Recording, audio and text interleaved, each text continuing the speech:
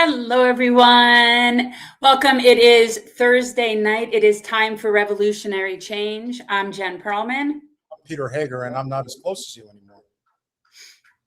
Well, you can make yourself be closer at any time. You have full control of the new camera. Peter has a new camera.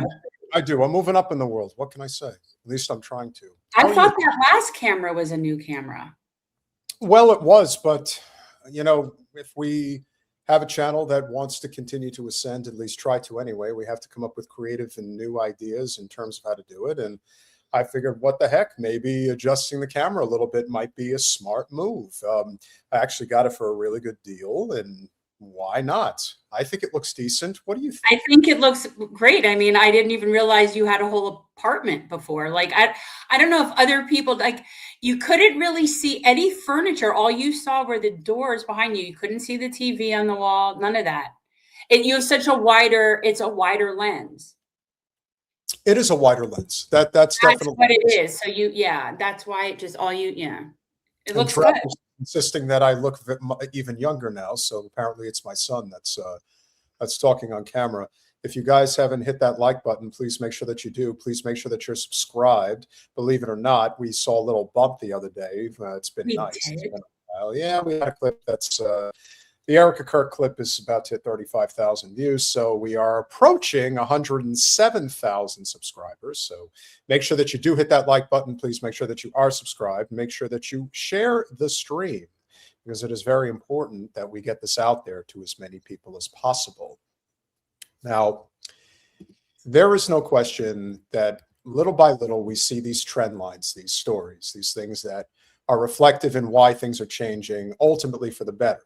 The night is always dark. Where are we starting? I need to be prepared. Where are we going? Well, this one is a little bit of a curveball. I have to put this up there because I think, because I have a new graphic to share with you when we get to. Oh, we'll get to her. Okay, I have a nice new graphic for that one. You don't have to worry about that one. In case anybody is wondering who they should be rooting for in the Super Bowl. Oh, my goodness. This is the owner of the New England Patriots and Netanyahu Milikowski. You're living in a tough neighborhood, so we wanted to...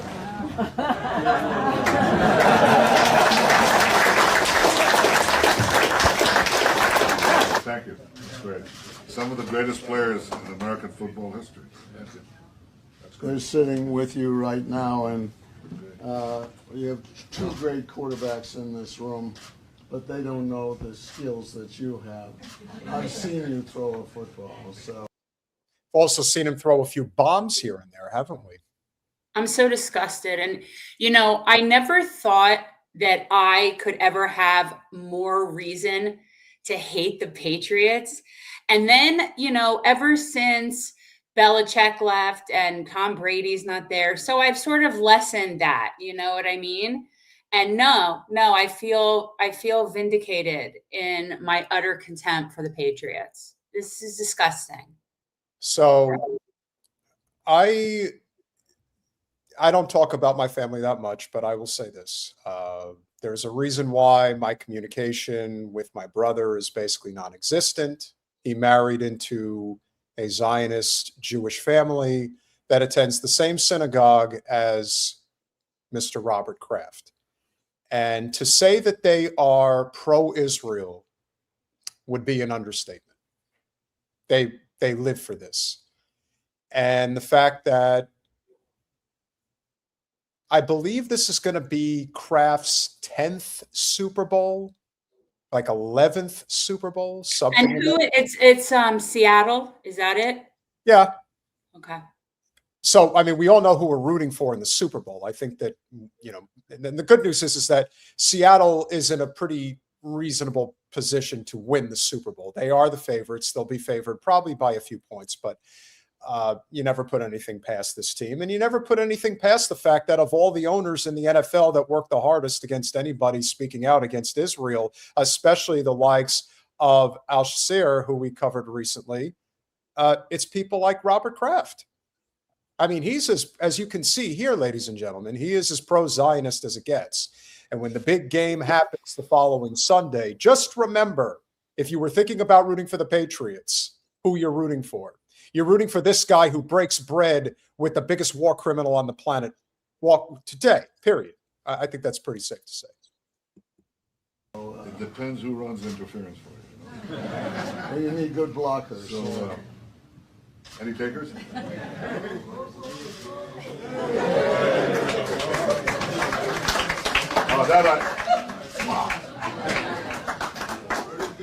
If you ask what is the policy for that, it's you seek peace, but you got to be strong. If you're not strong, you'll never get peace. And if you're not strong, you'll be in war and turmoil. And the worst thing is, you lose. I can't. So what is he basically saying, Jen?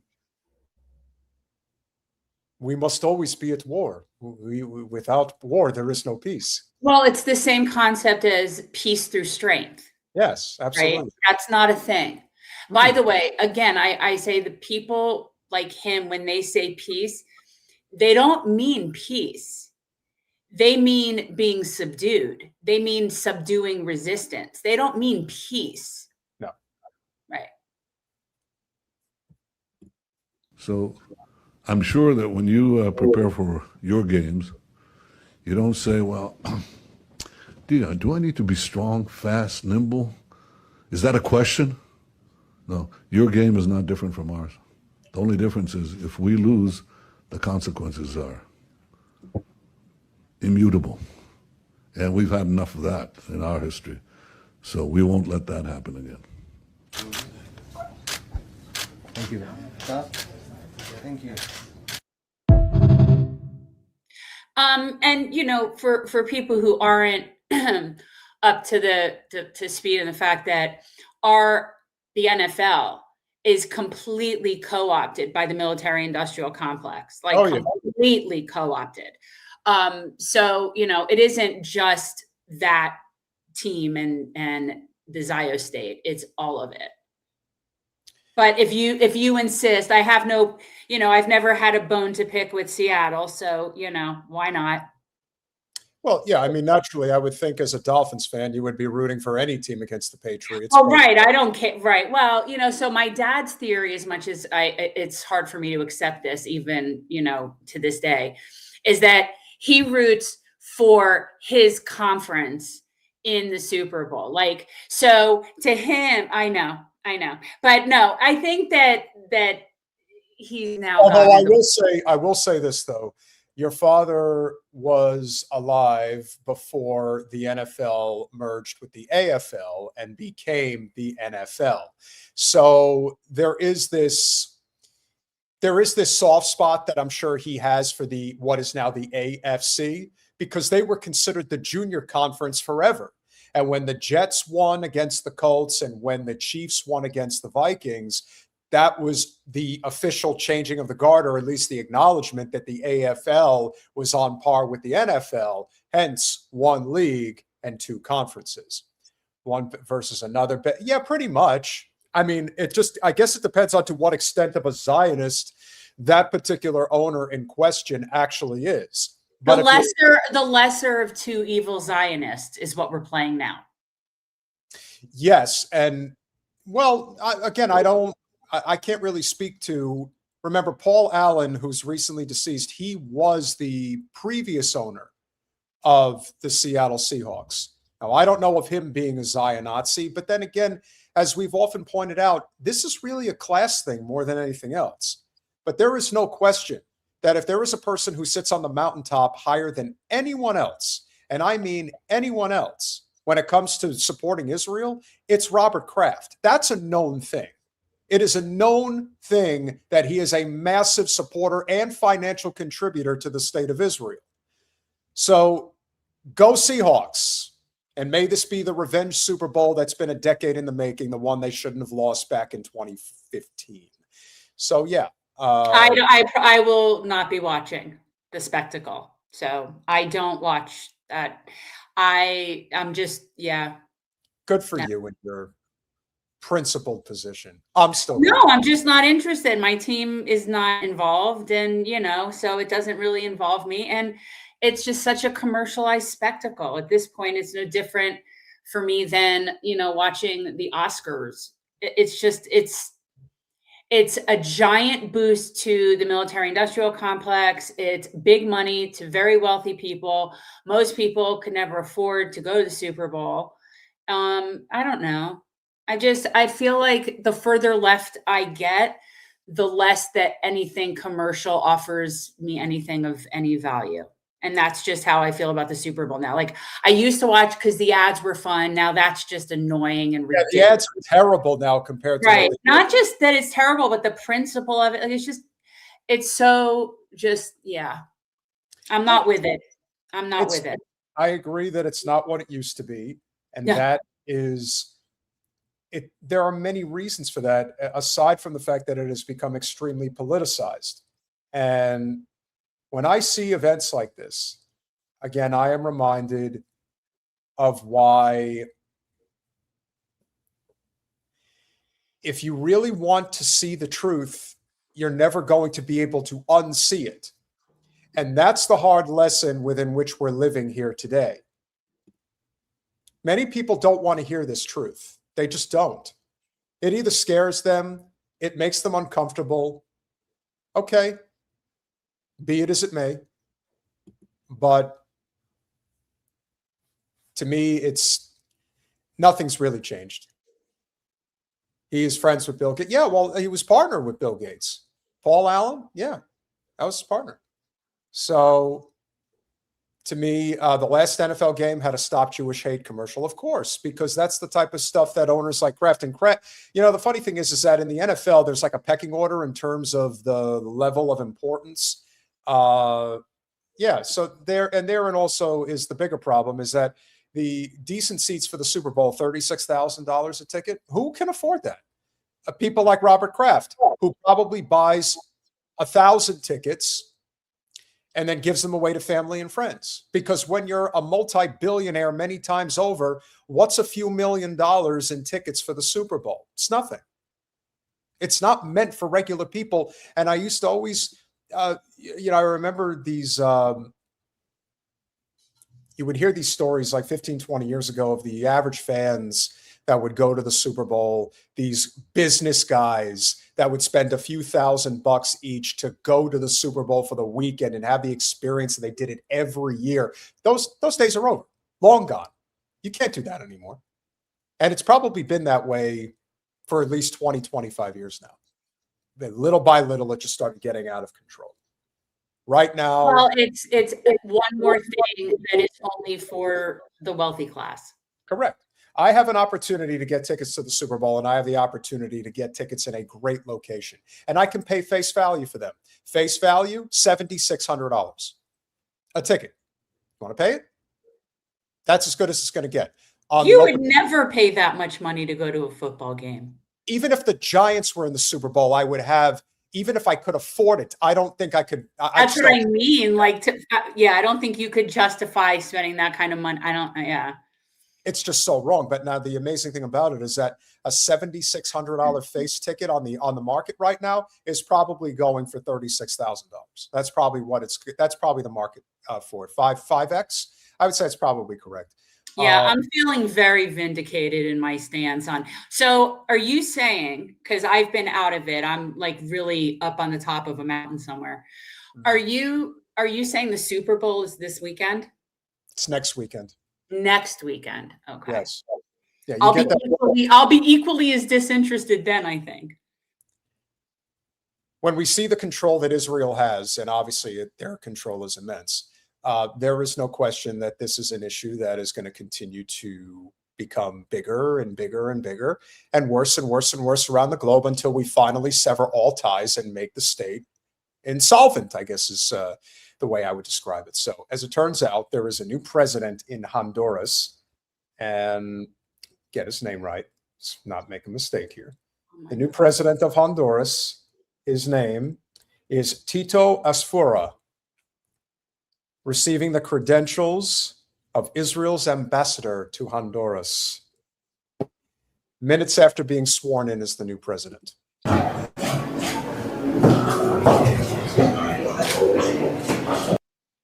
Now, I just want to kind of set the picture here. Yeah, who's who? So tell me what we're looking at here. So the new president is on the right, and this ambassador to Israel, or the ambassador to Honduras from Israel, is presenting him with some bullshit. Again, he was just sworn in as the new president of Honduras, and he's standing there with an Israel flag behind him. Well, it's interesting that you know that and this in no way is connected to Trump pardoning the last Honduran president.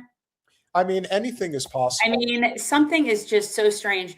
You know, it's not a country that we talk about a lot, that there's much where we've, you know, had a lot of news from there. And now I feel like in the past couple of weeks, I keep hearing about Honduras. So I'm just wondering, you know, why is that? That's a great question. I don't think it's just random, right? So what's going on? Within the past few weeks, Trump pardons the drug lord while simultaneously kidnapping somebody else as supposedly being a drug lord, frees another drug lord. And then now all of a sudden we're focusing on Honduras. Why? Because they're one of a few countries that are willing to deal with us as we try to solidify our control of the hemisphere. Yeah.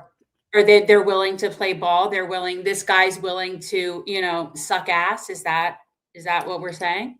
Well, think about it. Honduras, much like Guatemala and El Salvador, are the three primary Central American countries in which a lot of drug trafficking is moved through, and a lot of crime and just outright chaos takes place in these countries. And as you've often pointed out, so much of that is perpetuated by us onto them.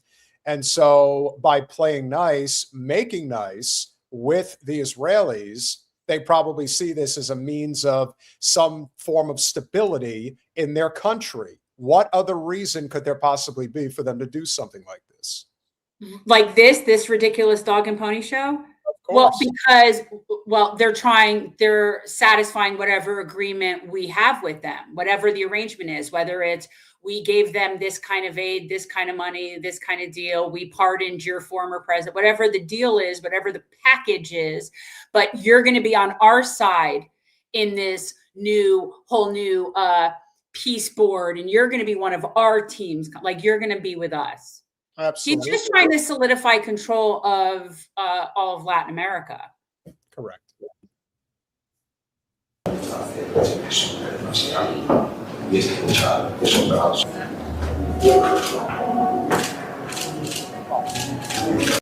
Them cheesing so hard for the camera. Aren't they so happy? Guys, by the way, we know that the chat is bogus because we are a suppressed channel, as we've pointed out. So your information is going to eventually run through within the next, I don't know, few minutes, hopefully. So are you telling me your chat? So it's like our chat just doesn't move anymore? Is that what it is? No, the people are chatting. We're just not seeing it because. How is that? But so is that because it's a problem with StreamYard? So that they're able to chat perfectly fine in YouTube, but because StreamYard is having some sort of delay, is that it? Yeah, maybe something like that. Listen, as far as I'm concerned, we have That's problems annoying. Constantly, so nothing surprises me. But hey, doesn't he look thrilled to be taking this photograph? I think so. If I put him on the stage, I wonder if then it'll move at the same pace, or it'll show how our pace is. I'm not sure what you mean. Well, right now I put it so it's showing on the screen, and it's showing it exactly from my perspective. So it's not that it's going to scroll it better. That won't make any difference. Right. That won't make any difference. Yeah.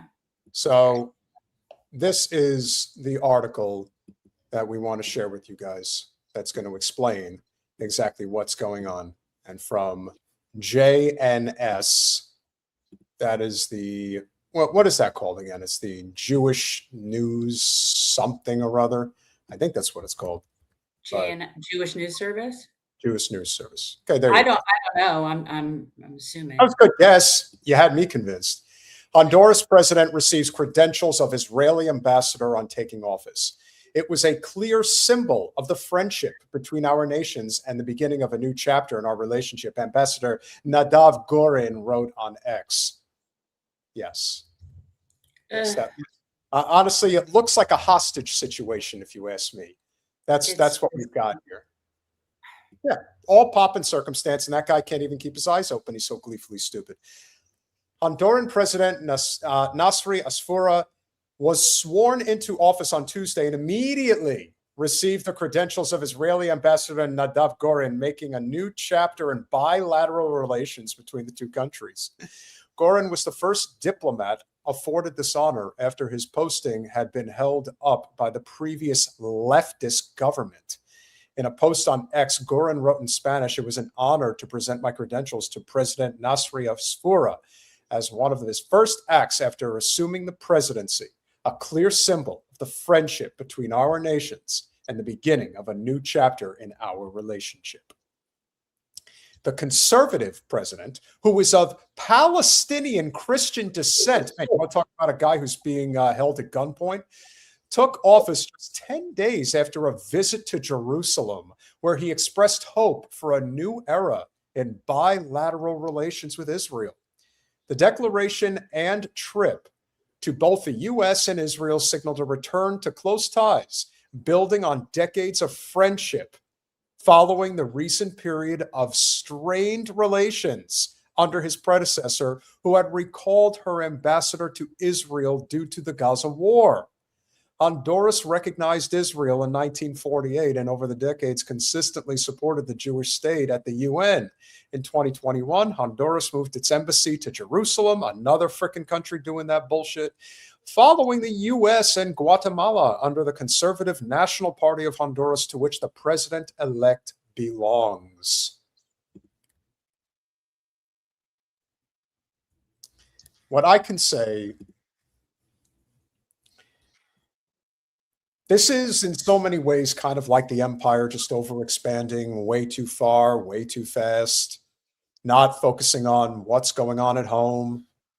You know, the state of Israel is going to no longer be a state, in my opinion, in the not too distant future. So why they feel the need to solidify their positions in all these satellite nations, I guess you would call them? Well, yeah, they're reigning in control of all the people that are on the payroll. It's all the countries that are on the payroll, just like it is in West Asia when you're talking about the different, Arabic kingdoms, right? The ones that are on the payroll, they get money from us or weapons from us or whatever it is. They're all the ones that are in line. Those are the countries that have now joined for Trump's, Board of Peace, which is, he thinks is going to somehow replace the UN. And the only countries that they're able to get to participate in this are the countries that have been either paid or bullied into being with us. None of the other nations, like none of our peer nations, have accepted his invitation. Only countries that are essentially on our payroll. Agreed. So why is this such a big deal? Because on the home front, we know that things are not going well. In fact, they're going outright terribly. You think? You're not liking the Judge Dredd summary executions in the middle of the street that we have going on here? You mean the domestic terrorism that is being sold as somehow immigration control? I'm just curious what you're referring to. You've always said that we are Israel and Israel is us, and that's pretty much how they treat it at every one of these conferences that they end up having. There is no daylight between the two nations when it comes to the powers that be. And in accordance with the Israeli ambassador, I guess he's the ambassador of the United States, Yoram Hazony. Okay. It's going to be an interesting explanation here, but for many decades, for many generations, the aspersion that you're an anti-Semite was something that was used by the Zios to keep people in line. It does not seem to be working anymore, and they're not really sure what to do. But that's not going to stop them from continuing to use those terms. And so Yoram Azoni at this recent get-together had this to say regarding the position of Israel within the two major political parties, as well as the impact that Tucker Carlson has had on the plight, Jen, of the Zionist Jewish people. I'd like to say a few words today about the place of Jews and of anti-Semites in the Republican Party in America. The subject is pressing because since October 2023, their rivals, the Democrats, have largely made their peace with the anti-Jewish hatred of the neo-Marxists and Muslim Brotherhood supporters in their party. In fact, the influence of anti-Semites on the American left has become so blatant and so ubiquitous that most of my American Jewish friends have concluded that Jews have no future in the Democratic Party of Zoran Mamdani and Ilhan Omar. And if the Could we just stop for a second and recognize the fact that when they mispronounce their names, they know how to pronounce them correctly. They just choose not to. They don't care to. It's not worth their effort. They don't care to. It doesn't matter to him one or the other. And it's just, again, completely delusional. Delusional. Mamdani had a very strong amount of Jewish support when he just won. So I don't know. Yeah. The woe is me thing. Republicans were to go down this same road, it's not clear what would be left of Jewish life in America. Well, hopefully it doesn't include people like this douche. This maudlin shit, who does this work on exactly? That's what I'm still trying to figure out. Jewish life won't exist in this country if we can't control one of the two major political parties. That's your sell. That's what you sell. That's what you're trying to convince people of? Yes, because they need to look. This is the story that we've been being told since World War II in this country. And it's the same thing I was brainwashed with as a kid. They're still trying to sell this lack of Jewish safety, that there's no safe place for the Jews, that the Jews are not safe. They are still trying to sell this like hyperbolic future wherein the Jews just can't exist safely anywhere. And they need to keep doing that to keep all the people that are fearful. That's how they're able to control it. But, you know, it's not working on the younger people, but it's still keeping the believers in line. Let's just say that. It's the ones that can still breathe, I suppose. Over the past 18 months, the possibility that the Republicans too would embrace anti-Semitism has become all too real. With some of the most influential podcasts on the political right transforming themselves into platforms for relentless anti-Jewish messaging, not just arguing against Israeli policies towards Gaza or Iran, but for the explicit and savage targeting of Jews, Judaism, and Zionism on a regular basis. And so the question has been asked, and it's been asked loudly and combatively by some of you here over the past 6 months, do these shows represent the future of the Republican Party? The Trump administration and its allies have been blindsided by these podcasts and by the Jewish outrage over them. For months, they largely failed to respond. But in recent weeks, the Trump administration has stepped in to impose order. On January 11th, President Trump took the clearest possible stance against anti-Semitism in his political coalition. Asked by the New York Times if he condemns anti-Semitism on the right, he said, certainly. And then he added, I don't think we need them. I don't think we like them. But then on January 16th, President Trump met with Tucker Carlson for lunch at the White House, which also arranged to have Tucker photographed together with Secretary of State Marco Rubio and Chief of Staff Susie Wiles. And finally, on January 19th, Tucker aired a show in which he said some kind things about two Jews sympathetic to the administration, Deputy Chief of Staff Stephen Miller and myself. And then he concluded by saying, that's why I would never be anti-Semitic. You can't generalize. Now, these events are obviously choreographed to put an end to 6 months of nightmarish infighting on the political right, which makes sense. The Republicans are facing tough midterm elections in November, and they don't want to lose Congress over anti-Semitism. That's why they want to. That's why they don't want to lose the midterms. over anti-Semitism? That's your reasoning? Yes, there is no question that Tucker Carlson has an immense amount of power when it comes to a nice portion of the voting demographic within the GOP. That's part of the reason why Trump probably is making nice with him, even though they probably can't stand each other. And Tucker understands power better than most. This guy had the audacity to reference himself and Stephen Miller in the same sentence, as if to say that they're the ones being persecuted. They are the ones that are being misrepresented. You want to know the one person above all others who's running the Gestapo, that is ICE, around the United States? Stephen Miller. All right, so this seems like a really long video. How much longer does he go on, and how relevant is it to like what people need to know? I wish you would just bear with me and give me the benefit of the doubt. Okay, no, then fine. Then just say he's getting to the good part, and I'll say, okay, cool. All right.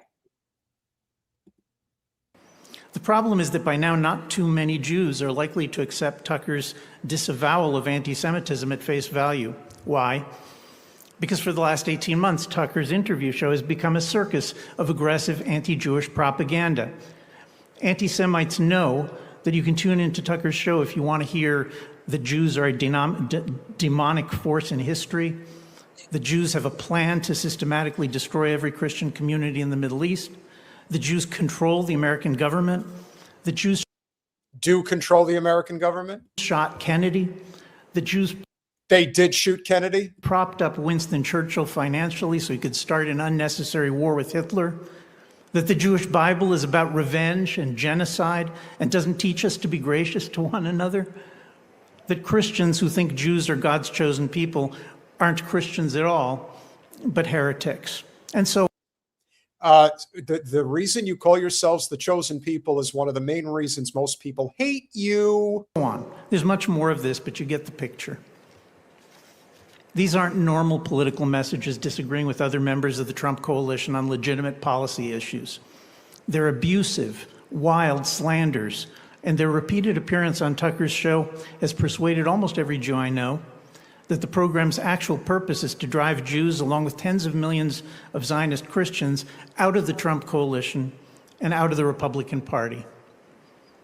And if that's not anti-Semitism, then what is? Have you ever heard somebody cry so hard and fall so flat? This is what they do. They're victims. They're forever victims. I don't know this man, haven't heard him speak before, but it almost appears as if every one of them has the same talking points every time they get on stage. Woe is me. What's going to happen to our people? I think in part because they're just so used to pulling the levers of power, and perhaps there is some foresight with a few of them that see a future where they're not going to have that advantage over us anymore. And they're not knowing what the hell they're going to do about it. What are they going to do about it, Jen? Why are you asking me? How do I know what they're going to do about it? You ask me like I'm with them. I'm not with them. I don't know what they're going to do. I've abandoned their ship. They could have South Florida. I would imagine that most of them already have a place in South Florida. That's probably one of the more. They can have it. They can have South Florida and just stay out of my business. Stay out of my way. Yes. And that is why they have to do what they're doing, which is robust censorship over all of our lives. And that includes our social media. But the good news is, as we pointed out on the last stream, and we will point out here, there is an alternative. There is an alternative to this madness. And that alternative is called Upscroll. And Upscroll is a very unique, what I would call hybrid app created by an Aussie Palestinian, where he basically has combined the best elements of TikTok, YouTube, and Instagram and put it into one application. And over the course of just a few days, as I suspected as much, he had a few 100,000 subscribers. Our last stream on Monday, he's now over 1.4 million subscribers on the channel. But wait. But here's what I really want to know, and this is where it's what's most important. How many people have uninstalled TikTok? How many people have excellent Navy OD? So how many, because that was my understanding, was that in the past however many days, TikTok has been uninstalled like at a rate that's, out of control. And as much as I'm glad to see Upscroll doing well, I'm glad for that. As someone who's not on those things, I don't have a horse in that race. But I really did want, at the time when Larry Ellison bought TikTok, I remember very specifically saying to everybody, get off of TikTok, let him be holding something worthless. And that is what will please me to no end. So, if this other thing satisfies what people were on TikTok for, yay. Here's a follow-up message from Isham Hajazi, the creator and founder of Upscroll. Isham Hajazi here, the founder of Upscroll. Hopping on here to say a massive thank you. Thank you for being part of this community and for making Upscroll what it is. It is absolutely my honor to share with you that we've just hit over 1 million users. I wanted to first take a moment to say thank you from the bottom of my heart, because this is simply incredible. Our community is growing at a pace I only could have dreamt of. Which, talking of dreams, as you can imagine, I haven't had much sleep over the last 72 hours. I do understand there's a lot of curiosity about who I am and why I created this app, so I just wanted to make this video for that. My name is Isham. I was born in Jordan, but my family is originally from Palestine, from a city called Safad. My grandparents were forced to flee their home back in 1948, just like many Palestinians, and they settled in Amman, where I was born. I've since lived across the globe and eventually ended up in Australia, where I also became an Australian citizen. Since the end of 2023, things have completely changed for me and for my family. I lost so many family members in Gaza, and I watched firsthand as meaningful stories disappeared from feeds, while harmful misinformation thrived, propelling and manufacturing consent for the genocide. And I knew I couldn't stand idly by. So I, like many others in the community, left big tech and back in November 2023 began working on this alternative platform, Upscroll. People told me I was crazy. I mean, you're trying to compete with big tech. Hell, I thought I was too. But this wasn't about competing for me. It was about building something for the people, a platform where every voice is free and equal. Seems like a novel concept, doesn't it, Jen? Yeah, sounds crazy. No censorship, freedom of speech, full stop. So what that means is, and one of the things that I think he's going to get into here that he's going to explain is why so much of that messaging you're not able to see. There is this shadow banning and confirmation bias that ends up happening. So you just keep people in the same silos. I created Upscroll for all of us, for those who are tired of being shadow banned, for people who don't want their personal data to be shared or sold without their consent, for users who don't want to be surveilled by corporations who say one thing publicly and do another thing privately. We launched last year in June. We grew steadily through word of mouth as more and more people moved to our platform, in rejection of big tech's practices.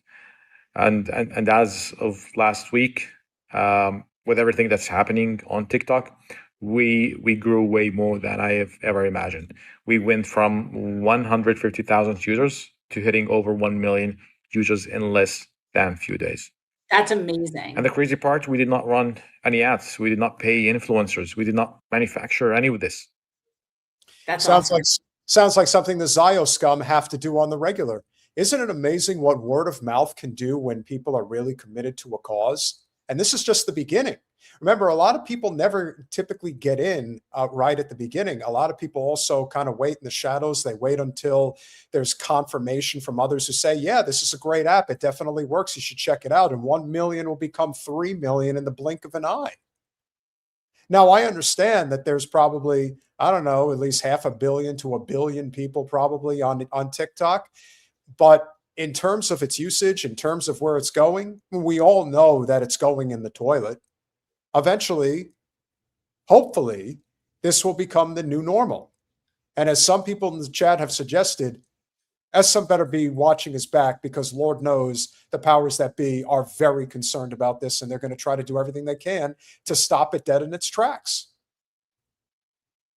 If only we lived in a world of real freedom, liberty, and opportunity. Well, at least this time they won't blame it on the Chinese. I mean, they're not going to say, well, look, the Chinese own it, like they started with TikTok. You know, first the TikTok problem was that it was the Chinese were going to get all of our information and our data.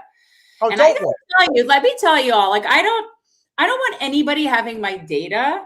So whether or not they're Chinese versus American oligarchs is irrelevant to me. So that whole concept is absurd. Like, they're absorbing all of our information and our, regardless of what the nationality is of the people. Like, yeah, this guy at least will be able to at least say it's not from, you know, it's not China.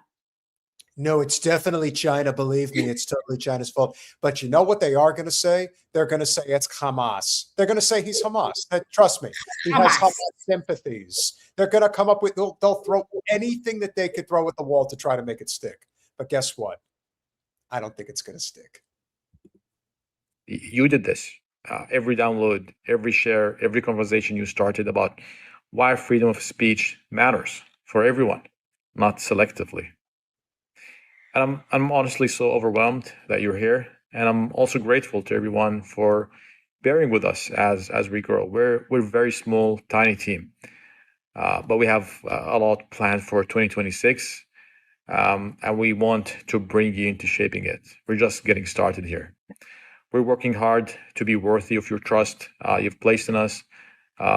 Everything from transparency, new features that you like in the app, faster responses from real human beings, a platform that just keeps getting better, because that's honestly what you deserve.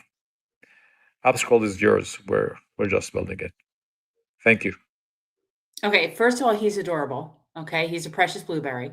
I want to answer Medio. I wasn't suggesting I thought China was taking the data. I never thought that one way or the other. I didn't care either. I'm just saying that we were told that the threat was China getting the data. I don't, again, never had TikTok, so doesn't matter to me.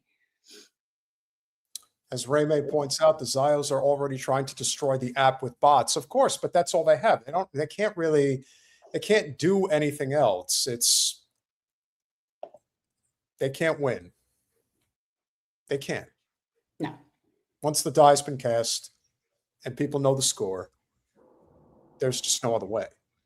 So, and also David Hunter, I hope you were happy with Anthony's answer to your question. David Hunter had asked Anthony Aguilar in Punch Up Pod if he supports a constitutional right to privacy, an amendment for a right to privacy, and he does. So, yeah, I thought that was cool. Well, speaking of Anthony Aguilar, he will be my guest on Saturday night. He has officially declared his run for U.S. Congress in the Green Party, and he is, in fact, running as a slate with Greg Stoker. I will let you all know if Greg Stoker will be joining as well. I think it is imperative, if there is going to be an off-ramp from the two-party duopoly, there is still something to be said for the fact that you do have a partially built infrastructure already in this country through both the Libertarian and Green parties, respectively. But again, what is the image of the two parties? It's going to change. It's going to change. And I'm going to tell you one thing. I don't know if you realize this, but the district where Anthony's running, that's where Matt Ho lives. Mm-hmm. Okay, that's his district. And, you know, he ran a statewide race there as a Green and did well. So, I mean, I think that there's definitely infrastructure there. You know, and I had messaged him, and he definitely has offered to help the campaign however he can. Well, I also think that if you're going to, again, right now, the image of the Libertarian Party is cuckoo for Cocoa Puffs, and now the image for the Green Party is too big of a tree hugger for anyone's taste. Well, I think if you get away from that ultra liberal, hippy dippy, over woke type of Northeasterner, sorry, it's what it is. If the Green Party became the party of the Green Berets, if you will, I mean, I say that. Well, here's the thing. Okay. So it works. It works with people like Anthony and Greg Stoker, because these are people that see the error of their ways, right? They see the error of the system that they bought into and believed in, and they are now on the other side of it. So I wouldn't say that you would have a Green Party that in any way would be collaborative with military. I could see that being collaborative with vets who are now anti-war vets and who are speaking out against the military-industrial complex. That makes sense. But military and green does not go together. No, and that is why if you have a coalition that has real leadership, tangible leadership, you can change its fortunes. And while voting will not change the problem, it can accelerate the massive change within the system that is desperately needed if you move away from the two-party duopoly. We know this. And that's why the change that we can seek is going to come that way. And what is it that the libertarians and Greens have in common that the Democrats or Republicans don't have? The Greens and the libertarians are anti-war.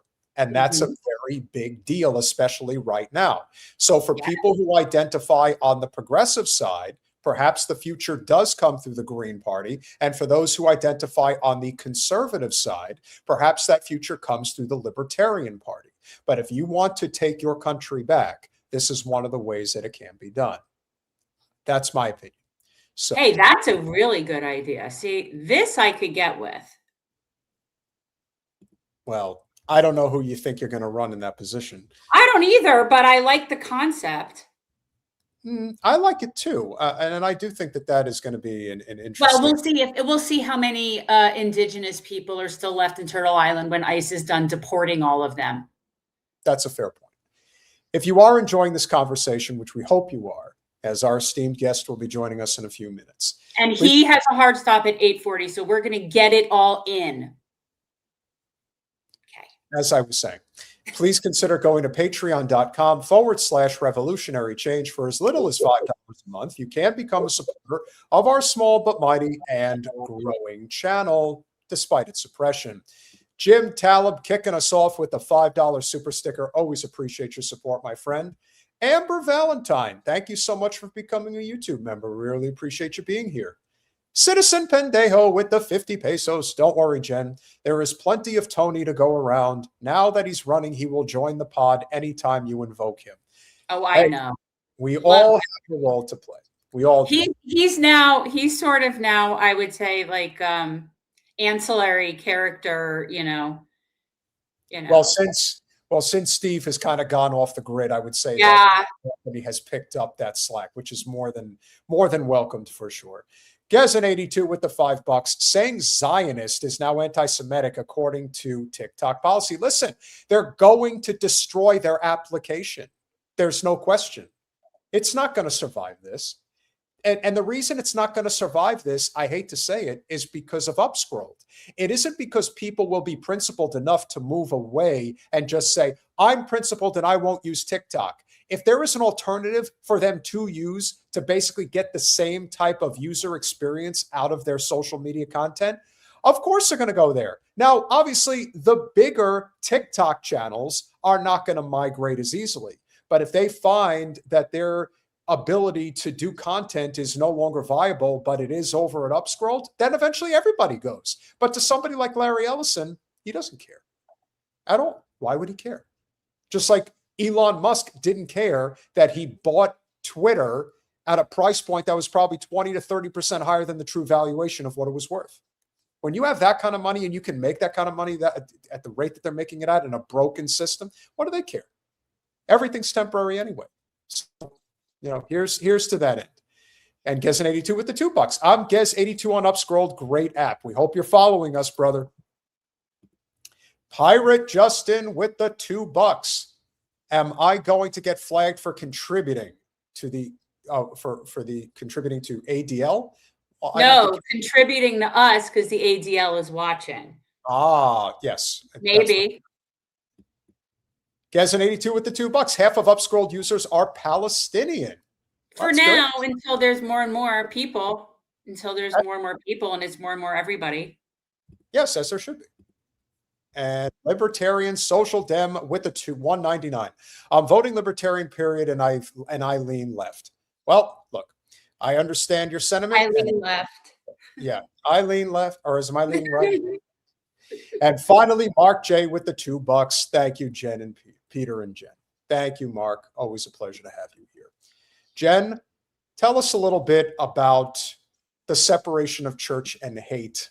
Okay, so this was great, and I'm very excited to talk to John because, well, I'm going to tell him when he gets in here. But guys, so we're going to be talking with John Fugelsang. He's an actor, writer, has a radio show, podcast. I mean, just a lot of things. And his book that is just recently out is called The Separation of Church and Hate. And I did the audiobook, which he does the narration. So it's one of those that it makes it extra cool when you do it audio, when it's the person and it's nonfiction. Anyhow. And let me just say, he's a really terrible person. He never understood me ever, and he never will. He actually understands Christianity and the greater issue at large when it comes to Christian Zionism that I think a lot of people are missing. Welcome back to Revolutionary Change, John Fugelsang. Audio is off. Audio, we don't hear. See what happens.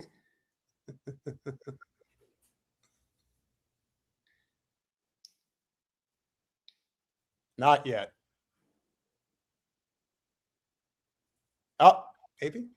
Well, no, it unmuted. So then it's just different. Wrong audio is, there's like the wrong audio is selected or something. If you look at the bottom of your screen, there's a gear for the settings. How are we now? This never happens. Oh, there we go. Yes. Wow, Excellent. I'm so embarrassed, you guys. This never happens. I'll be fine in 5 minutes. Thank you. No, don't be embarrassed. I have to thank you because I've been doing a lot of driving lately, road trips, and you escorted me on my last road trip. I did the book while I was driving, and it was so nice. It kept me such good company. It was so good. And I actually am someone that studied a little bit and did religious studies a little bit in college. You know, I was raised Zionist Jew. I've deprogrammed from that, but I learned a whole bunch of new stuff. I mean, I took a class that was focused on like the book of Job at one point, right? So like I've taken, yes, I was following a particular professor that I really liked, and he was kind of a dork that way. So I was just taking classes. But most of my religious studies made me feel like Job, so I can kind of relate a little bit. You understand? Yes, yes. And I learned so much, and I'm so appreciative. And thanks to you and your book, I now know how to identify. I am a Christ following atheist. Mercy. Wow. I'm going to put that on my next book on the back cover. Thank you. I feel like I belong even in your, like, I felt like I belonged in your book. So listen, I got to be angry for Sirius XM tonight. You can't go filling up my heart with happiness like this. I got to be enraged by an hour from now. That's love. I wrote it for you.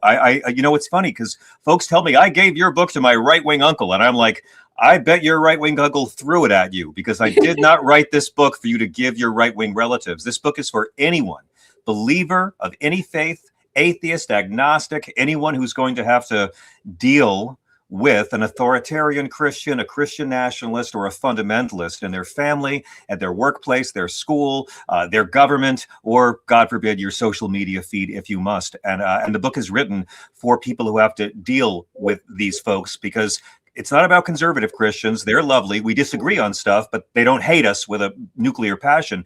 This is about the haters, the far right-wing authoritarian Christians who have been ruining Christianity for 1,700 years and continue to do it in high office. So thank you. That's lovely to hear. No, and I love that that's like your mission because I've always been an atheist. Like I've never believed in God. So it was never anything I had to unlearn, like really in any way. Like I never decided that at some point. I've just always been that way. Right. And I feel like you're very welcoming about my kind. And Some I of do the it. some of the best Christians I've ever known have been atheists, and some of the most ungodly heathens I have ever known won't shut up about their piety. You know, I judge it by a couple levels. I don't go after like ordinary people. I go after two groups as a comedian, those in power and mean people. And when it comes to authoritarian Christianity, there's a lot of overlap on that Venn diagram. But, you know, I was raised abnormally Catholic. My mother is a former nun who was a nurse who worked with lepers in Malawi, Africa for many years.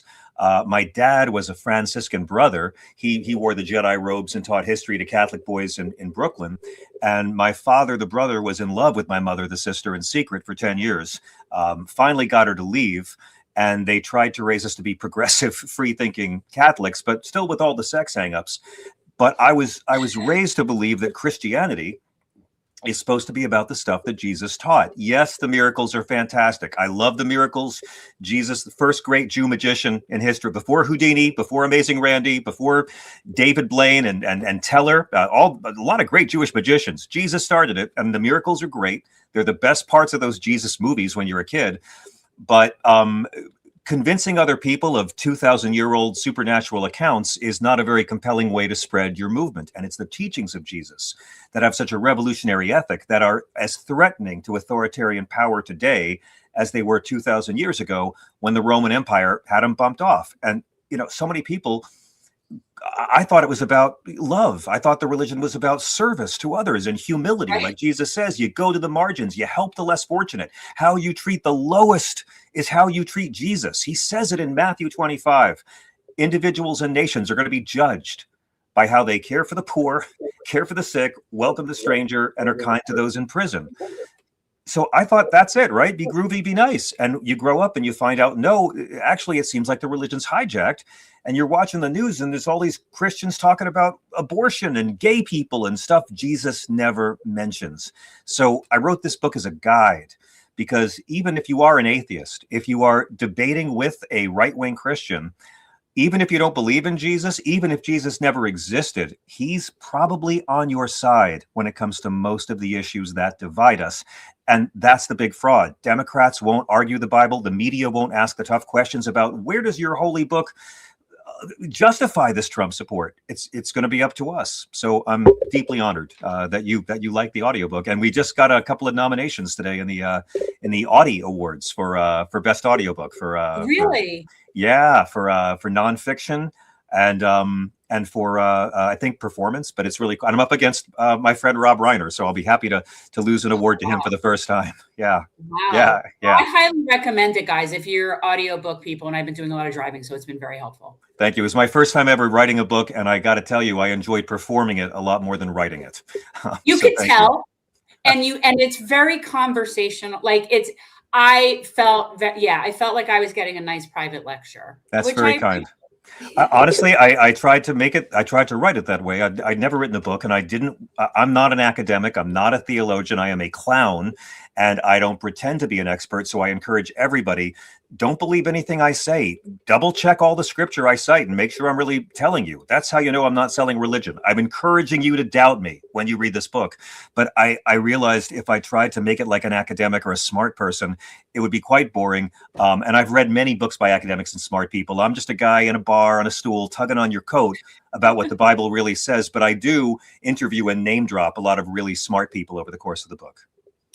John, what do you attribute so much of the hate that is preached so heavily, especially in light of what's happened in Minneapolis, what's happened over the past several months? I mean, you could attribute a lot of it to Trump, but, you know, I look back at when things really started to go awry, especially with Jerry Falwell in the 70s and 80s, and everything's just kind of evolved in terms of Christian Zionism. Texas is the hotbed for it. Copeland, Hagee, the list goes on and on.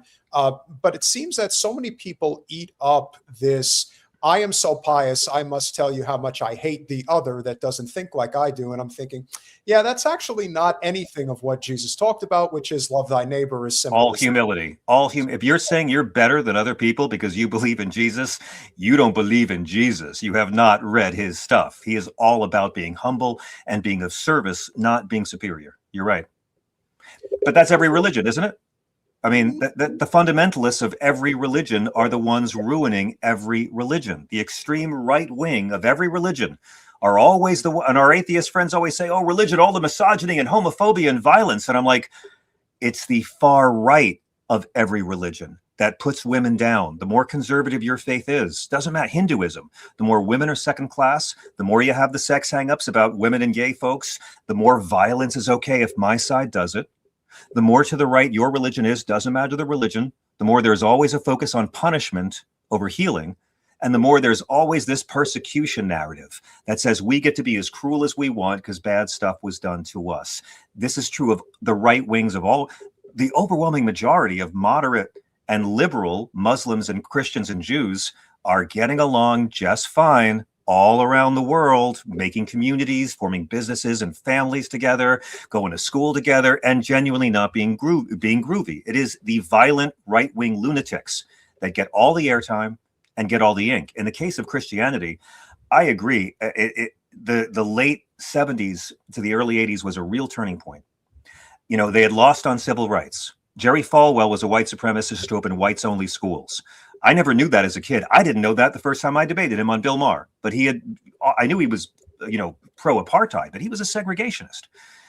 And by the late 70s, they spent all the decade trying to fight for their big cause was Jimmy Carter's IRS is looking to take tax-exempt status away from universities that are still pushing racial segregation. And it wasn't that popular. They had to find a new thing. And by 78, 5 years after Roe v. Wade, was the first time Falwell ever mentioned this word, abortion. It wasn't controversial when Roe v. Wade came down. That was the thing the Catholics cared about. Everybody else thought at the time, if God or Jesus cared, they would have mentioned it once in the entire book. But after the 78 midterms, they began to realize this could work. And so for 1980, Ronald Reagan, who had signed the most liberal abortion law in America as governor of California, now was talking about the unborn. Now, the Bible, as y'all know, is not against abortion. Jesus is against the death penalty more than once. Bible never says you can't terminate a pregnancy. It never says what the penalties are. It never says that men should force women to be pregnant against their will, or that men should force rape victims to be pregnant by their attacker. None of that's there. God asserts a fetus as property in Exodus chapter 21, and that a woman's life has more value in his eye. God gives abortion tips for pregnant, unfaithful wives in Numbers chapter 5. It's a bonkers, crazy story there. And let's talk about Passover. God's not the biggest pro-innocent children in the whole book. Right. So this issue of criminalizing abortion took over all of Christianity in the 1980s. That and hating the gays. And after that, they did an amazing thing. They got the followers of Jesus to vote against everything Jesus talked about by talking about abortion, which Jesus never talked about. If you want to go a step further back into history, the biggest gay hater in the United States was the biggest closeted gay man alive in J. Edgar Hoover. So you need only look at the way certain conduct is when you think about the worst of the worst today in Randy Fine and Ted Cruz. The people that are overtly trying to show their piety are the people that I'm suspecting that they got something going on behind the scenes that they don't want the public to know about. That's just my thought. They're the ones Jesus warns us about. I mean, Matthew 6:5, Jesus tells you, don't trust the ones praying in public to be seen. When he gives the instructions for the Our Father, he says, you got to pray in private. That's where God is. Don't do it in public to be seen. I mean, Jesus warns us about these people all over the book. They haven't read it, though. It's a useful prop, but Christian nationalism is not here to follow Jesus. They're here to fight for him, not read his teachings. And that's not new. When Donald Trump was elected, I got interviewed on all these shows saying, how could the Christians go for this? And I'm like, what, for a racist woman abusing game show host? How could American Christians propped up slavery? American Christians propped up segregation. American Christians burned women at the stake because someone said they were a witch. And all throughout this history, and going back to Middle Ages, I mean, you've always had this authoritarian Christianity ever since the Roman Empire took over. And it stopped being about this humble Jewish faith healer helping poor people, and it became about hierarchy and power and thou shalt not. And they began killing people. I mean, it went from being a persecuted Jewish sect to being a sect that persecuted Jews and Muslims and pagans after Rome took over. But what is important is throughout the entire history of the faith, all of these authoritarian douchebags, right? You've Columbus, the monster, Hitler, monster, these Christian nationalist monsters. There's always been the actual Jesus followers who have stood up and resisted. When Columbus was slaughtering the Taino people, it was the Catholic priest on his boat, De las Casas, who protested the treatment of indigenous and how they were enslaving them. When the Crusades were raging, St. Francis quit the military and preached peace and walked unarmed through a war zone to negotiate with a Muslim sultan. I mean, slavery propped up by Christians, but you got Frederick Douglass and Harriet Tubman and the Quakers. Dr. King, a Baptist, uses scripture to end American apartheid. There's an incredible history of Christian activism, right? But it's always in resistance to Christian authoritarianism. There's authoritarian Christians and there's Christ followers, and they're two totally separate groups. Yeah. Well, you know, and I had never really thought of it that clearly then from your book about, yeah, so there's the people that follow the red letters, and then there's the people that follow a whole bunch of other stuff. Yeah. And so it's in the Bible somewhere. It's in the Bible somewhere, right? But they don't know what, most of these people don't know what they're talking about. And then talk a little bit and explain this, because the whole concept of Jesus was a new covenant. Point being, so then why are all of these people preaching all the rules from the Old Testament? Yeah, well, because the woke love of woke Jesus is a little too inconvenient for people who prefer the hangups and bigotries of other parts of this beautiful, complicated, brutal, scary, wonderful, ugly book. I mean, the Bible's a mirror. You'll see whatever you want to see. If you want to see conquest and rape and domination and superiority, it's there. But if you want to see love and empathy and caring for the least of us, that's there too. And here's the thing. Christians aren't supposed to follow the Bible. Christians are supposed to follow Christ. So Jesus brings a new covenant. Now, the original Abrahamic covenant is, you know, God's deal, his pact with these people. He will look after, they'll be his people and they'll worship him. And there's all these laws about how to be a good person and how to worship God properly, right? 10 Commandments, Leviticus, which is like the 10 Commandments, very long terms and conditions, Deuteronomy. And some of these laws are very beautiful, and some of these laws would seem to us to be very primitive and barbaric right now. Jews have come a long way in 2,000 years, haven't we all? So then Christ comes along and he brings this new covenant. And this is what he does in the Sermon on the Mount, when he's saying, you've heard it said, eye for an eye, but I say to you, no more of that, turn the other cheek. I mean, he's literally saying, forget what religious law tells you. I'm not just here to talk about God. I am here to reinterpret the law. Jesus says, I didn't come to abolish it. I came to fulfill it, to bring the law to its required conclusion. He replaces the 10 Commandments with 2. Love God with all your mind, heart, and soul. Love your neighbor as yourself. But he overturns laws on divorce. I mean, under Old Testament law, you could just dump your wife anytime you were tired of her. If you no longer delighted in her, that's it. And in those days, if the wife didn't have a place to go to, that was a death sentence. It was either poverty or prostitution. Jesus changes that. And he says, you know, no, if you dump your wife for any reason other than adultery, you're an adulterer. And this was revolutionary at the time. And he says it in Matthew 19, male and female he made him, you marry your wife, right? And you got to stay with her forever. The only sexual sins he ever condemns are adultery and dumping your wife. But what do our right-wing fundamentalists do? They take that story, Matthew 19, and they choose one line. Male and female he made him. You got to marry your wife and stay. They use it against gay marriage. It's literally against straight divorce. And they support Donald Trump and oppose gay marriage.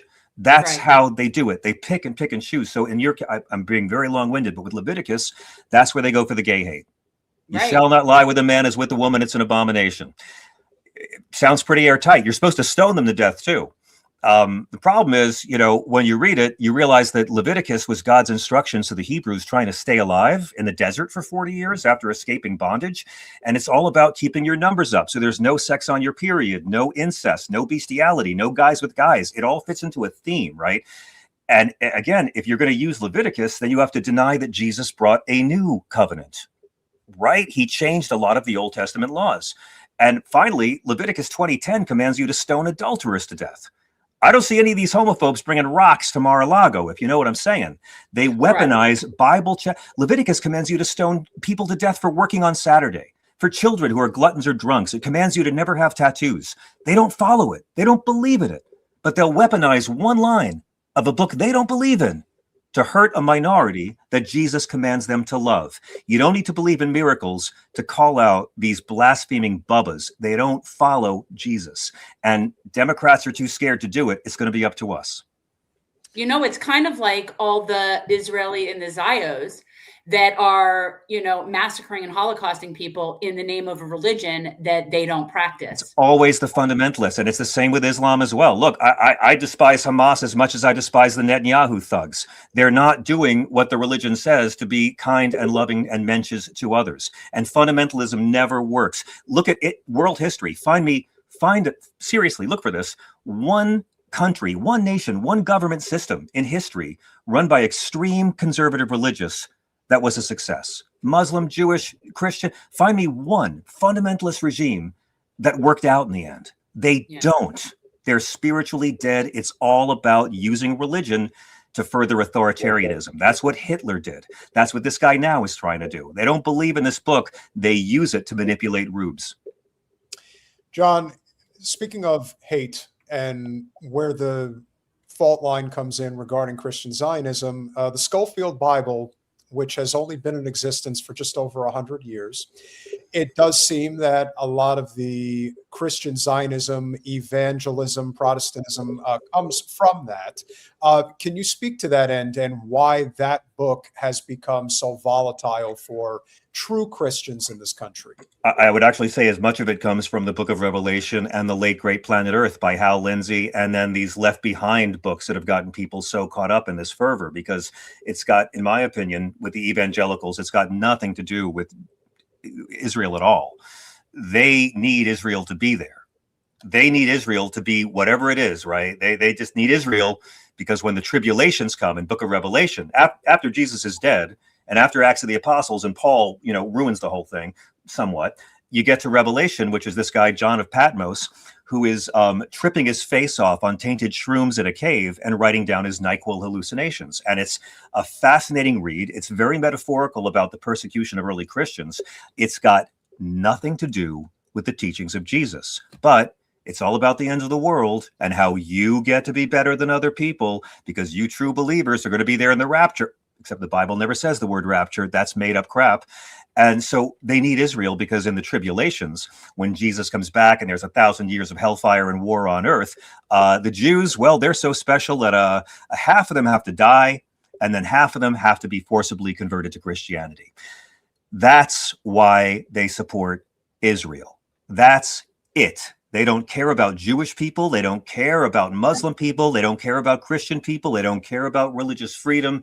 They care about themselves, their spiritual narcissism, and that they get to go behind God's velvet rope when the shit comes down. It's got nothing to do with the teachings of Christ. And these people are addicted to this kind of like end of the world stuff. Jesus says, you will not know the hour nor the day. But again, focusing on end of the world garbage is a lot easier than dealing with Jesus's inconvenient commandments to care about the dregs. How fun is that, people? Let's have fire and brimstone instead. I call these people apocaholics, and they keep getting taken by suckers year after year. If you're a Christ follower, you're not sitting around thinking about how do I get to go to the celebrity after party. You're thinking, how can I be of service to the less fortunate now? That's the job. It's the same spiritual narcissism trap they all fall into. And a lot of guys have gotten rich over this over the years.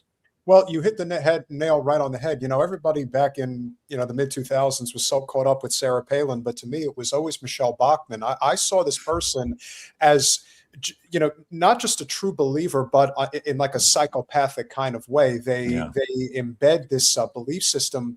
And I have no doubt that it's mostly fear-based in a lot of respects. Thinking like, oh, I'm going to go and burn in hell. Well, to me, in the end, I still think it's, the school of thought with the John Hagees of the world, as Jen well knows, because you did live in San Antonio. I live near Cornerstone. Yeah, it's a big much love family in San Antonio. Much love for San Antonio, but okay, yeah. There's a lot, John. There's a lot of money in this. I mean, you think about it. as much as I do not like who Bill Maher has become over the last several years, I'm sure you liked him yesteryear. And one of the things he always used to say, and Religulous is a fantastic documentary, he would always make fun of L. Ron Hubbard and said, hey, you want to get rich? Start a religion. One of the easiest things to do. That's right. Listen, I've known Bill Maher for a very long time, and I always have to give him credit because he was the first person to ever encourage me to talk about religion on camera. It was on his show that I debated David Duke and Jerry Falwell when I was still in my 20s. So I will always give him credit. But when you were back in the original show, But the debate I always have with him is, and I've fought with him about this at his house. I'm like, you lump all religious together. It's the fundamentalists you don't like. The liberal Muslims are groovy. The liberal Jews, the ones who aren't trying to mess with people, the ones who aren't trying to dominate or force their way or steal land or resources, the ones who are out there being mensches and being loving, that's not your problem. It is the fundamentalists, the right wing of all the religions that keep ruining it for the rest of us. And I'll continue to make that point to him next time I see him, because I think it's really, really vital. Look how they're treating Zohran Mamdani. On the one hand, they want to attack him for being a liberal, and then they want to attack him for being a jihadist. No, asshole, pick a side. He's either a right-wing fundamentalist or he's a left-wing reformer. Pick one. But they don't know what words mean because they hate, and hate makes us stupid. And you can't hate. It's not allowed under Jesus's terms and conditions. Again, Jesus says the 4 groups that are going to hell. In Matthew 25, he says it. He says the ones who are going to hell are the individuals and nations who claim to follow me, but they don't take care of the poor. They don't take care of the sick. They don't welcome the stranger. And they're not kind to people in prison. He says it, and that's why Republicans never quote Jesus and never try to put Jesus's quotes on the side of a courthouse or a classroom wall. No, we can't have that. No. Well, we have the separation of church and state, or we don't. And you bring up a good point, because the one thing that I have noticed is this hatred for Muslims, in particular the hatred for Ilhan Omar, and obviously the thing came to a head the other day. Now, Jen, you'd be better telling this story. I mean, we've had the privilege of meeting Ilhan a couple of times, and she's great. She's on my show. She's great. Yeah, she's one of the, and again, I can't stand the Democratic Party for all it's worth. I think it's a joke. However, she is a precious blueberry, as Jen likes to say. There's good Democrats. There's good Democrats we're rooting to take over the party. Yes, and she is one of them. She's fearless, but there's almost like a blood oath hatred towards that woman, and I still really don't understand what it is. And it's much more so against her than Rashida Tlaib. Maybe it's because she has the hijab, but I really think that the hatred that is directed at her is much more volatile than pretty much any other congressional representative or senator that's out there, or governor for that matter. There's really something deep rooted in the hatred that is directed at Ilhan Omar. She's a Black woman with a hijab, Peter. I can't think of anything that would be more of a target. I mean, even if she didn't wear a hijab, it's like, and they'll call it foreign dress. I'm like, well, what's domestic dress? How do Americans dress exactly? Right? Like, come on. That's like race. When you're raised with racism, you don't know it. It's like when you're raised in, a fish doesn't know it's in water. Right. And you're right. It's a greatest hits. It's hatred towards strong, independent, educated women. It's hatred towards foreigners, hatred towards refugees, hatred towards brown women, which is a big thing, and hatred towards Muslims. It's like right-wing haters scratch off with Ilhan Omar. And the fact that she is so competent and so beloved by her district infuriates them even more. But again, who knows what these people really hate, because she's used to fundraise. Like this hate is done. They pick targets of who's good to hate. Hate Hillary merchandise and hate Obama merchandise always sold so much better than hate Biden merchandise. You know that? Even when Biden was president, at these events, the hate Obama merchandise outsold the hate Biden merchandise. Interesting. Because Biden was an old white guy. It's always got to be the other. Now, Donald Trump tried to actually have a ban on Muslims entering the country, so no one ever gets to claim that this party cares about religious freedom, right? I mean, that's just a vulgar, ugly lie. But there are Muslims Donald Trump loves who are brown-skinned and wear foreign dress. They are Muslims who are in business with him, giving him money. And if you are a Saudi sheikh who murders journalists, Donald Trump will bury his face in your lap in front of his grandchildren. Oh yeah, me. he'll help you. He'll help you. He'll give you the suitcase to send the body out with. Exactly. On your way out. Listen, I Oh, told you he's a really smart business guy, and I have to overlook a lot of other things. Isn't that what Jesus teaches? Jesus teaches forgiveness, and I'm forgiving him for yeah, giving me. you're very forgiving. Yeah, I don't- you have to seek forgiveness, and MBS will never seek it. And again, this is the inhumanity. There's no Christ-based argument. There's a Christian argument for supporting Trump. There's no Christ-based argument for supporting Trump. I ask this on my show all the time. They call me on Sirius XM, and I ask the MAGAs, give me one teaching of Jesus. You start asking your MAGA loved ones to give one actual teaching of Jesus that Trump fights for, and you will find out very quickly how little they know this prop they wave around their heads so bombastically. Number one is always abortion, which Jesus never mentions. He's against the death penalty. They think Jesus is wrong on that. Number two is strong border. God commands the Hebrews dozens of times to welcome the stranger. God says in the Old Testament, how you treat the alien, you must treat the alien as one of your own. And Jesus says heaven or hell based on how you treat them. I always say to them, so why should I listen to you and Donald Trump and reject God and Jesus? And the third most common answer I get, I swear to God it's true. They'll say, I'll say, what's the teaching of Jesus he fights for? They'll say, he moved the U.S. Embassy to Jerusalem. And I'm like, all right, this might alarm you, cousin Neckbeard, but Jesus never mentions the United States or where our embassy should be 2,000 years from now. These folks have not read the Bible, and they're counting on you not having read it either. And they are trying to force their narrow, Jesus-free, right-wing, crap version of Christianity onto our government, our education, our society, and culture. And we all have to join together, because it's always been the moderate progressive Christians, the Jews and Muslims and groovy non-Christians, the atheists and the agnostics to come together to beat back the batshit crazy Christians. That's how we got abolition. That's how we got civil rights. That's how we're slowly killing homophobia.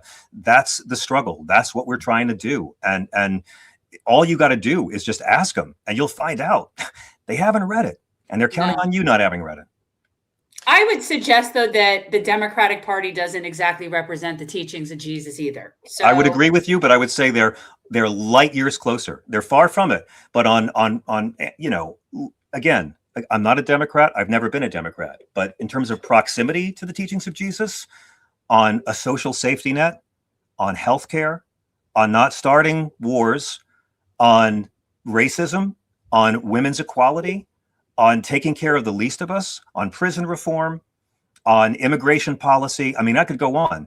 Again, Democrats are a long way from where they need to be, but they are light years closer than the Republican Party, which is the junk wagging opposite of everything Jesus talked about. that is true.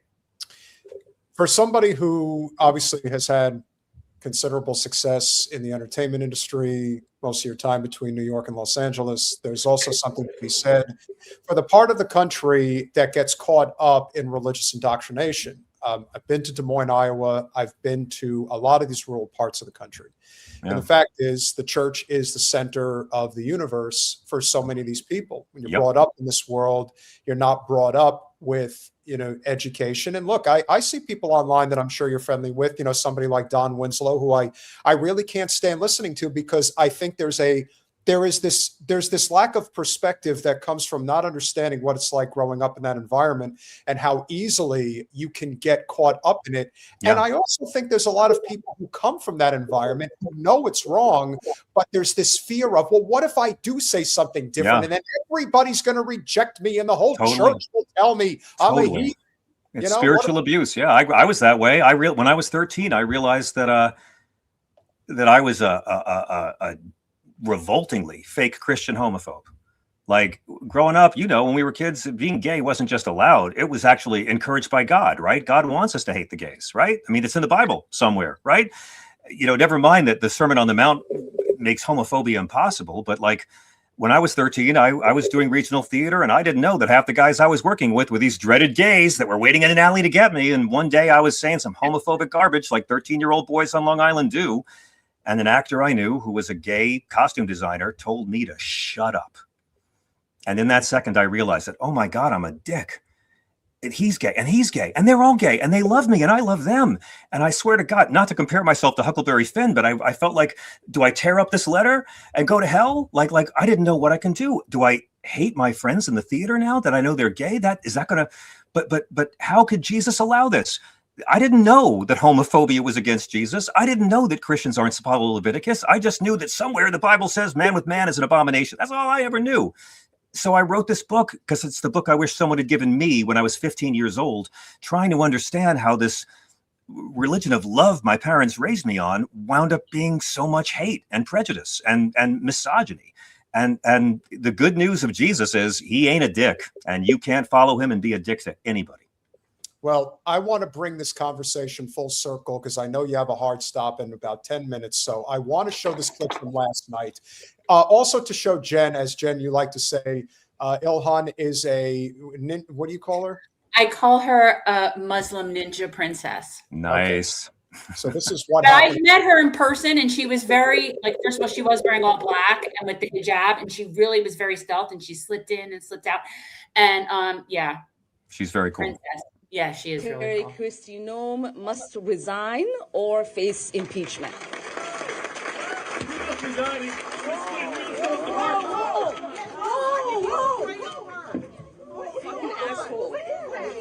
I don't know.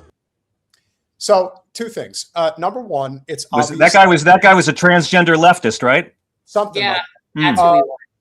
he runs up to her. You could tell first of all, you could tell physically, and I'll pause it on him.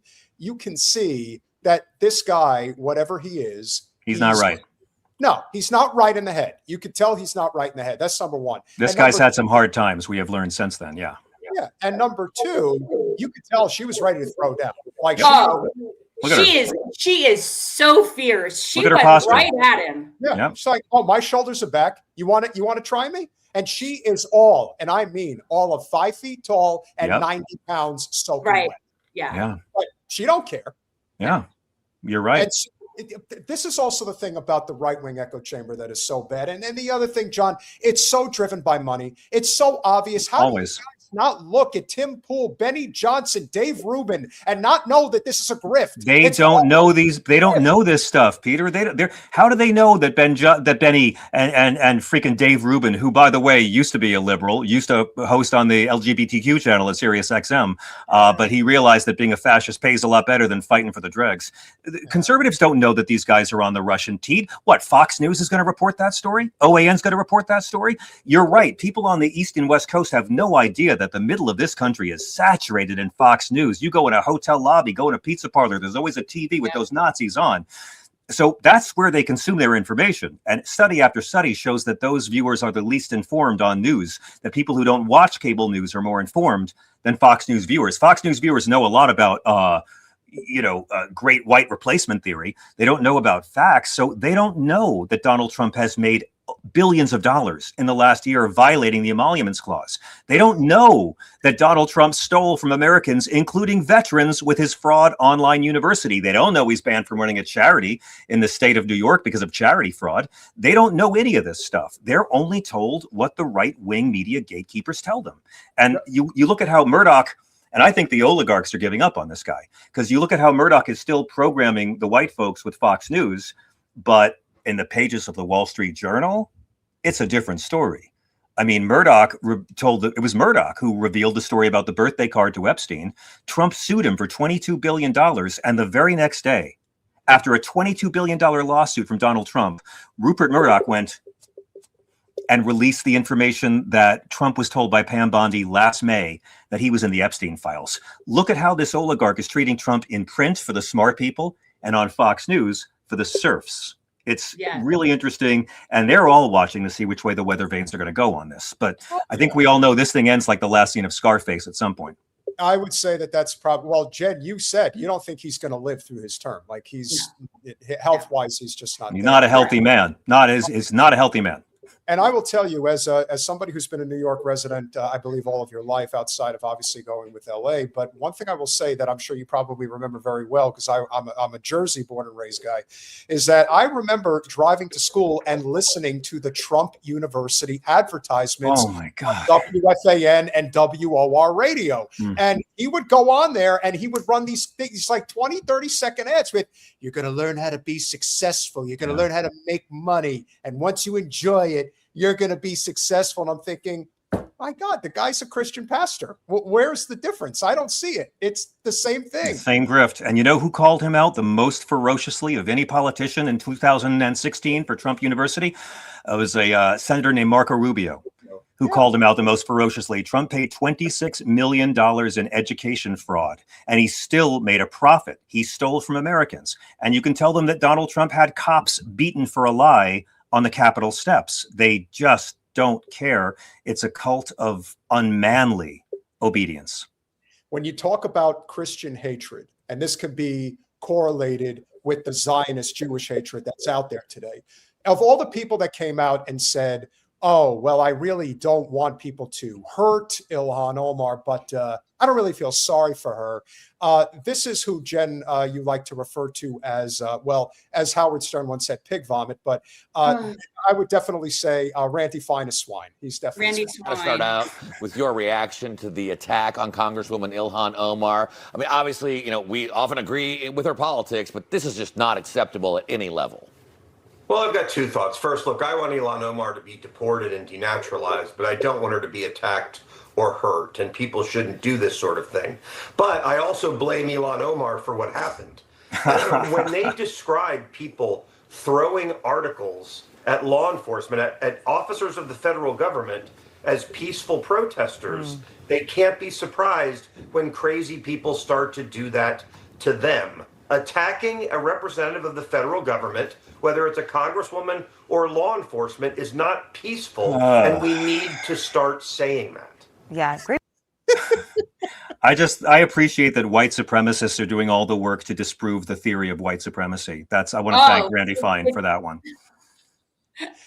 This is a very, very unhappy man.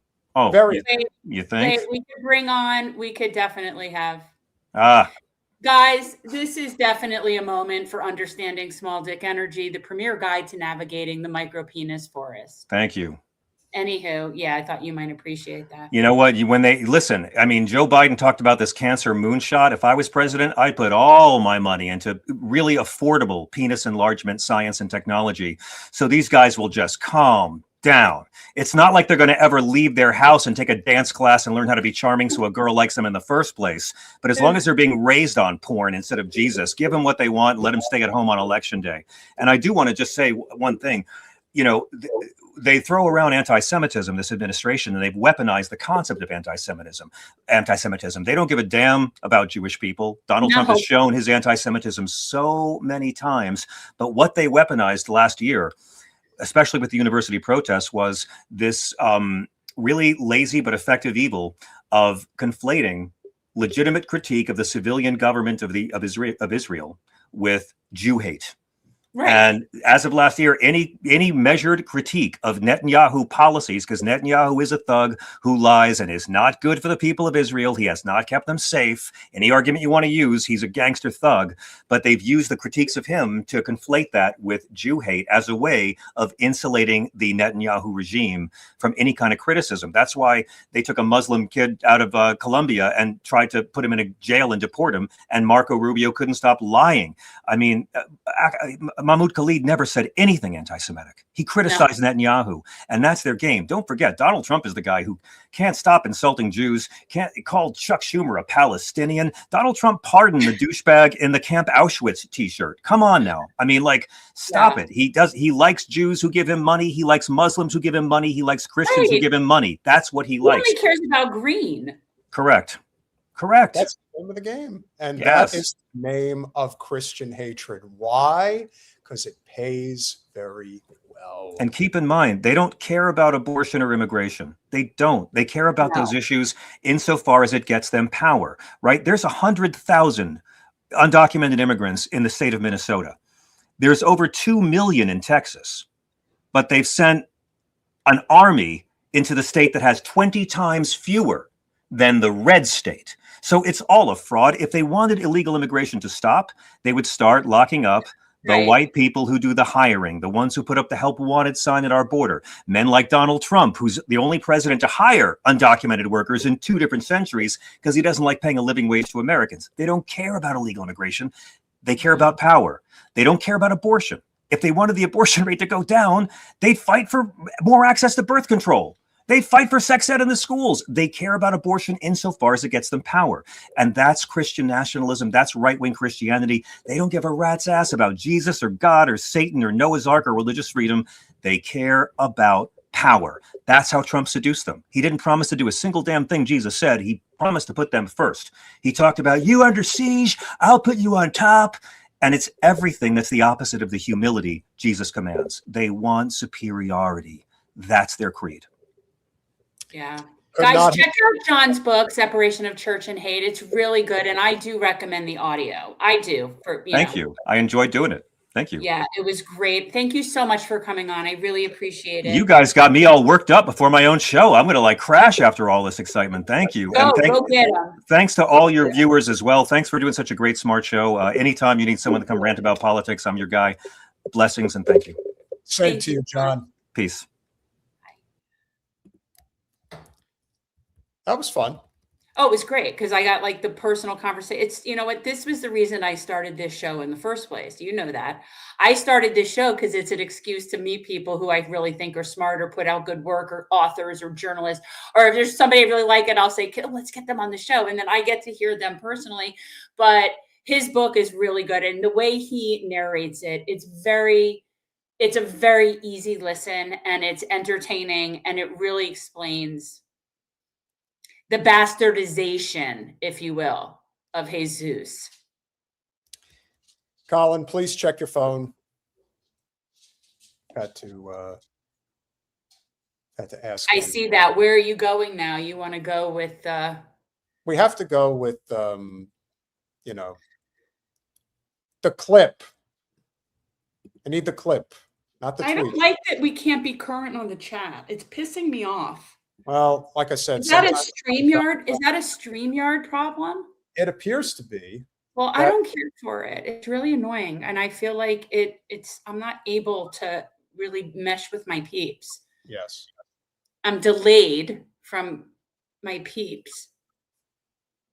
So it's not ideal. Okay. So as we know, the one thing that happens considerably often in conservative ink is this constant need to always tell.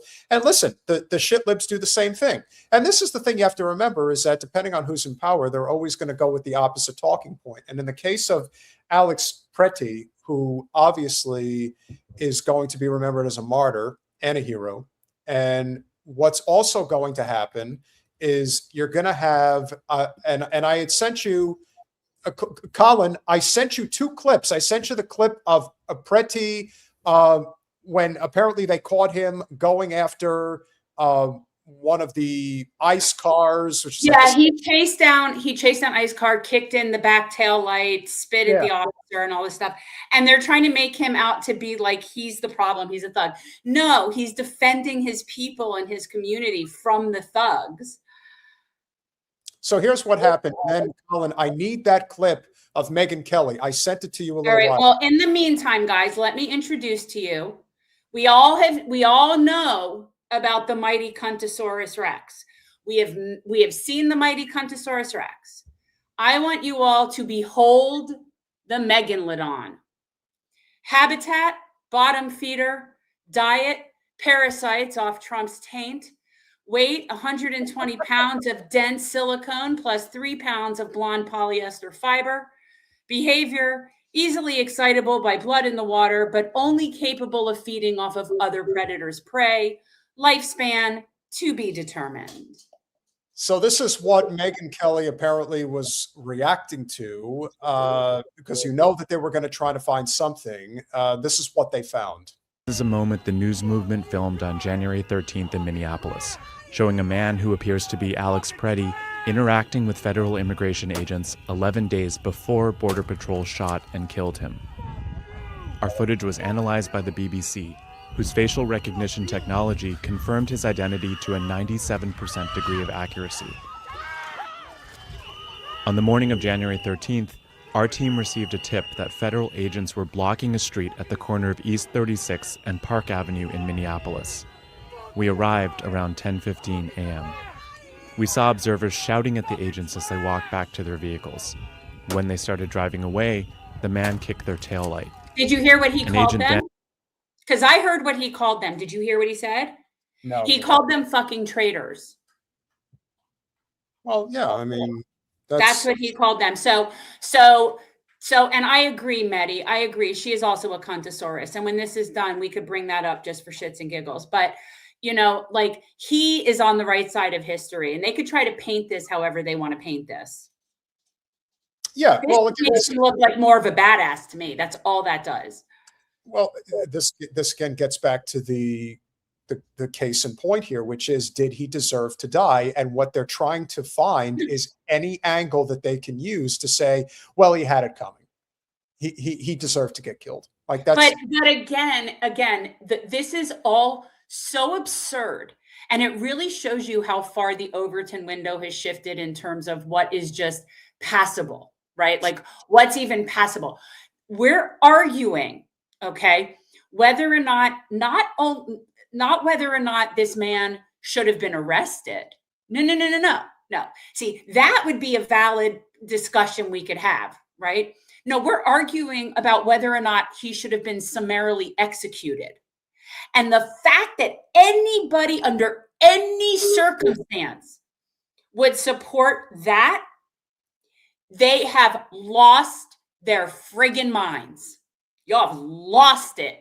And I don't care what he did. They lost your minds. Ben got out of the vehicle, grabbed him, and pushed him to the ground.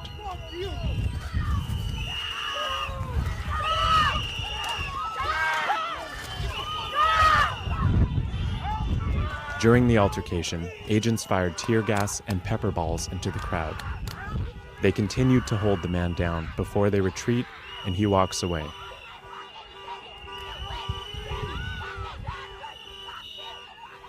The man in our footage is wearing a similar outfit to what Pretti was wearing on the day he was killed. What appears to be a gun is also visible above his waistband.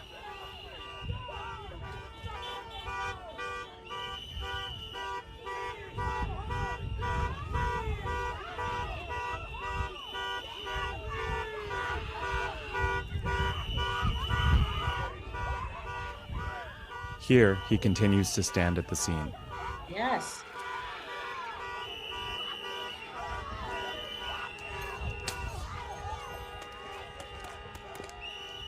On the day he was killed, the Department of Homeland Security claims Pretti, a 37-year-old ICU nurse, approached officers holding a handgun. No. That But yet claim has we been saw what we contradicted by saw. analysis of bystander videos from multiple news investigations, which concluded that Pretti was holding a phone, not a gun, when he...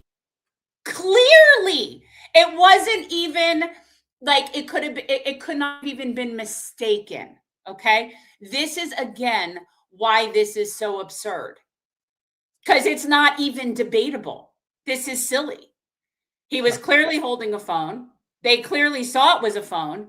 They disarmed his legally carry conceal and threw it away and then executed him. So again, all of this is to distract you from the fact that we now have a Judge Dredd situation. That's where we're at. Okay? I am the law. Well, because again, the debate could be had whether or not somebody might or might not get arrested. That's true. You know, we could argue about that, but this is absurd that was they're pinned to trying the to do street. this.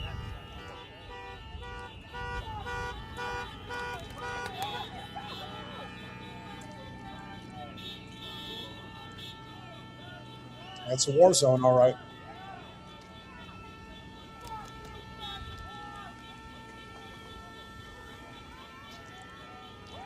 Insanity. Shortly after the altercation we filmed here on January 13th, federal agents drove away. That's a lot of tear gas. Soon after that, we left the scene. Yeah, I mean, they can twist this any way. There's nothing that they can say that will negate what we all saw. Nothing. And it doesn't matter what his history was. In fact, that just makes ICE look more culpable, and it makes it look more like first-degree murder than second-degree murder, in that they had some sort of vendetta against him. So the only thing it does by showing, well, no, it shows that Alex Pretti was a freaking badass. But aside from that, is it shows that actually could give ICE officers, depending on who was involved in the first incident versus which officers were involved in his execution. Yes. But anything that's a crossover, now you've got mens rea on the part of that officer, that it was intentionally and this guy was particularly targeted. So now you actually could have a case for first-degree murder. Yeah, I'm just saying. Well, again, they've gone out of their way to protect the identities of these guys and put them on paid leave. And they can do that for as long as they can do that. That will not last forever. Nobody can hide forever, and nobody is untouchable. Speaking of somebody who claims to stand with the law, but clearly doesn't if it affects her political agenda, here's what Megyn Kelly had to say about this incident and what ultimately transpired. I know I'm supposed to feel sorry for Alex Pretti, but I don't. I don't. Do you know why I wasn't shot by Border Patrol this weekend? Because I kept my ass inside and out of their operations.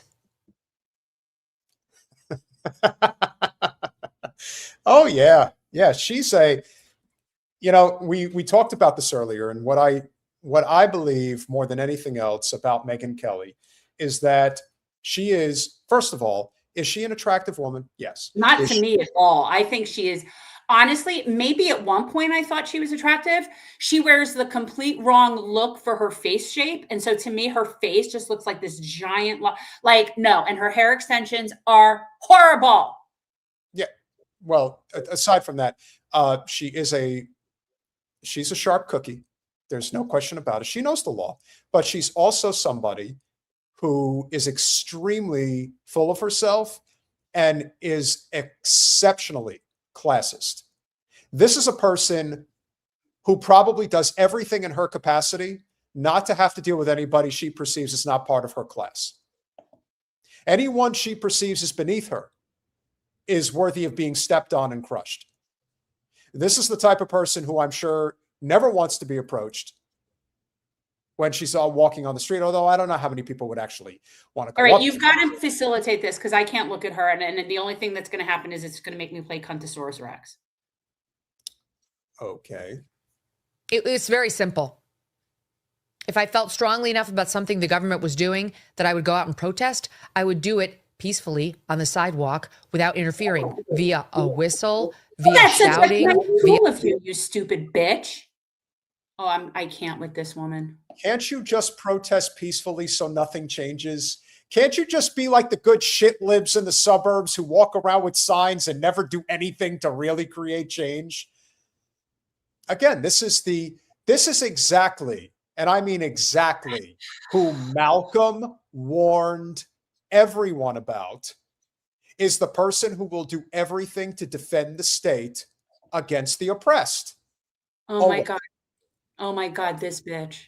Oh, my body via any other way. I would make my objections known by standing there without interfering, because interfering is where you go south. Oh, really? And laying. Megyn, it's interfering is what makes it go south. I don't think.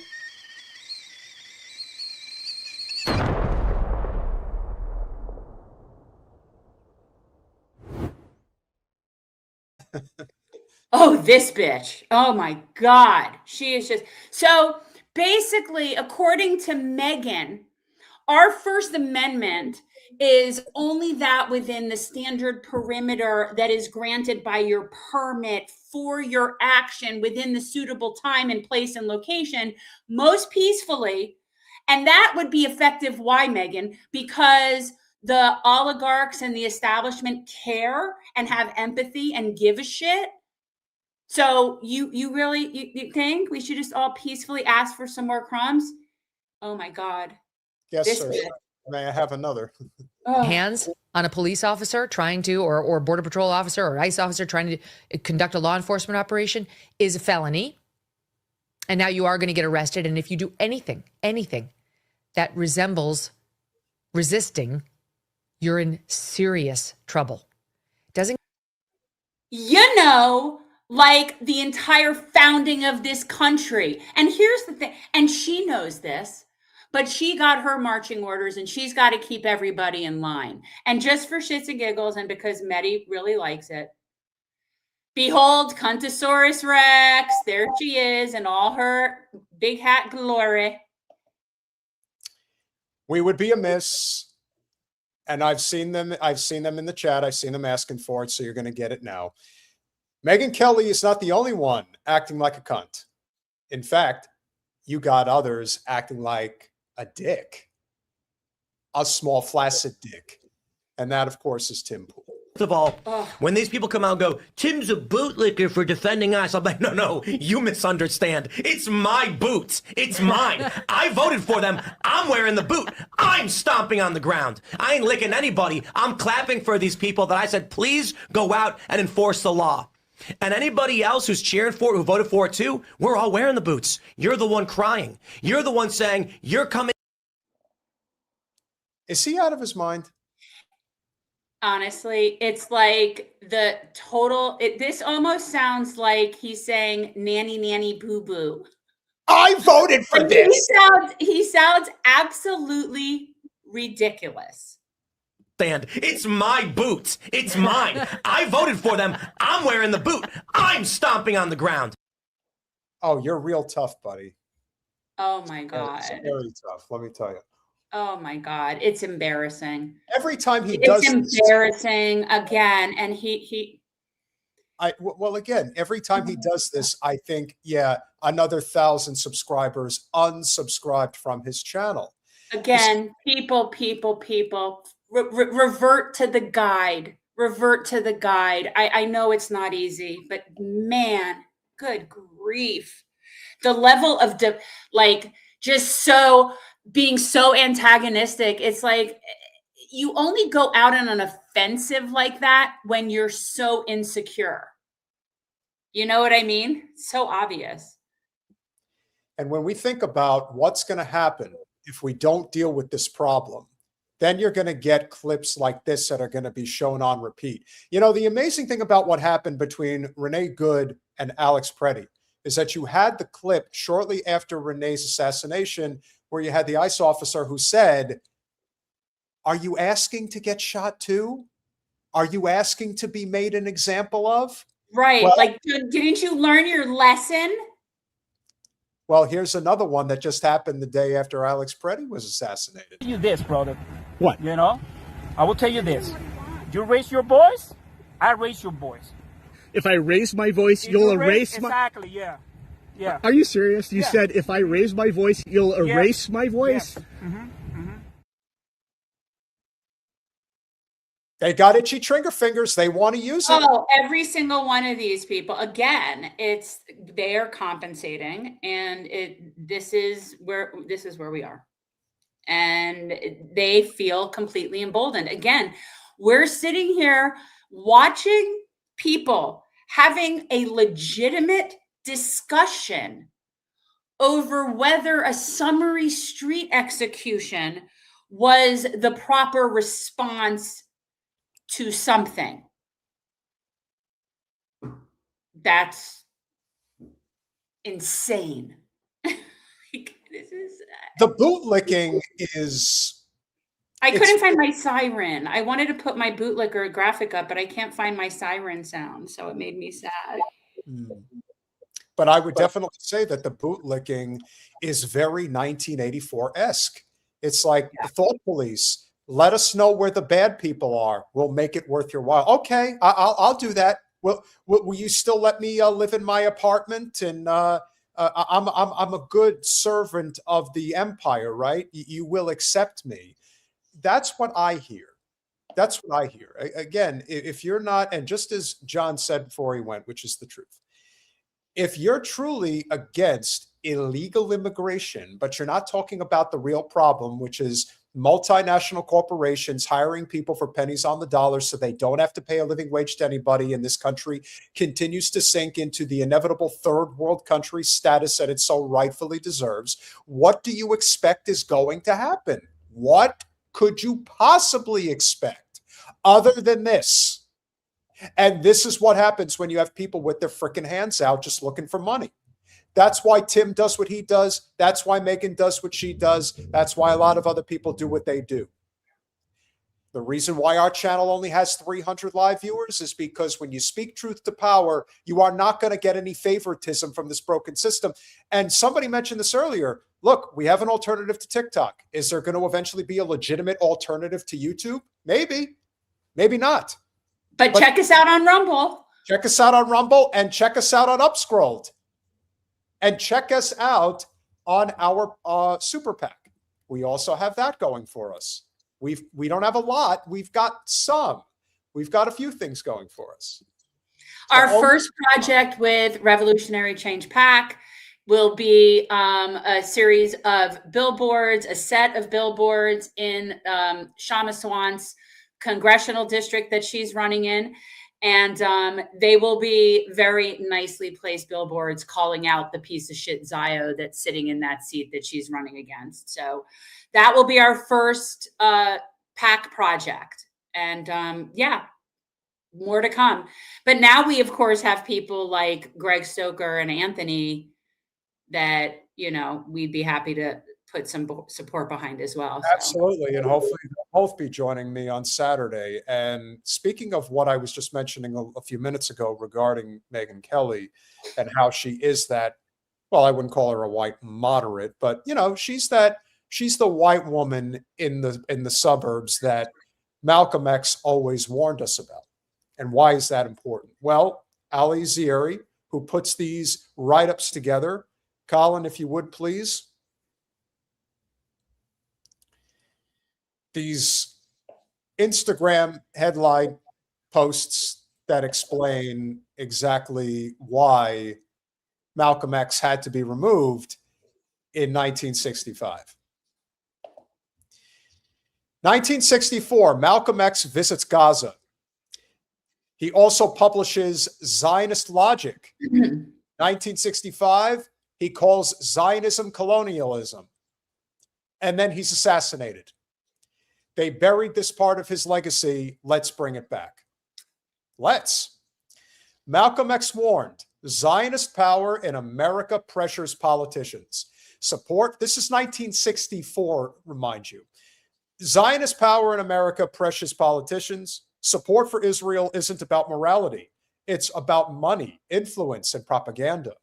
Malcolm X was absolutely right, but Martin Luther King Jr. strongly disagreed. Interesting. Contrary to Malcolm X, MLK was a Zionist puppet who defended the deep state. MLK said Israel must exist and has the right to exist, and one is the great outpost of democracy in the world. Interesting. Today, Malcolm X's words hit harder than ever. If you're not careful, the media will have you hating the oppressed and loving the oppressors. Look at the media narratives. Look at the headlines. Look at Gaza and the starving Palestinians. Look at the Israeli colony. In 1964, Malcolm X said, "The Palestinian people are the true Semites." Uh-oh. Zionists have taken their land under the false claim of fighting anti-Semitism. The Zionist argument to justify Israel is one of the most dishonest ever invented. In July of 64, Malcolm X traveled to Gaza. He met Palestinian refugees who had been expelled in 1948 during the Nakba. And he told reporters, the Palestinian struggle is the same as the struggle of the oppressed people everywhere. That same year, he published Zionist Logic in the Egyptian Gazette. He wrote, Zionism is a new form of colonialism disguised as a humanitarian movement. Malcolm said the media painted Palestinians as aggressors, but the reality, they were resisting ethnic cleansing. Malcolm X wrote, Israeli Zionists are convinced they have successfully camouflaged their new kind of colonialism.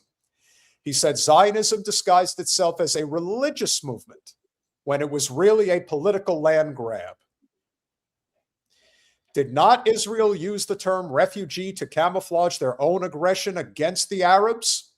They forced the Arab to leave his home, then used his absence to justify the taking of his property.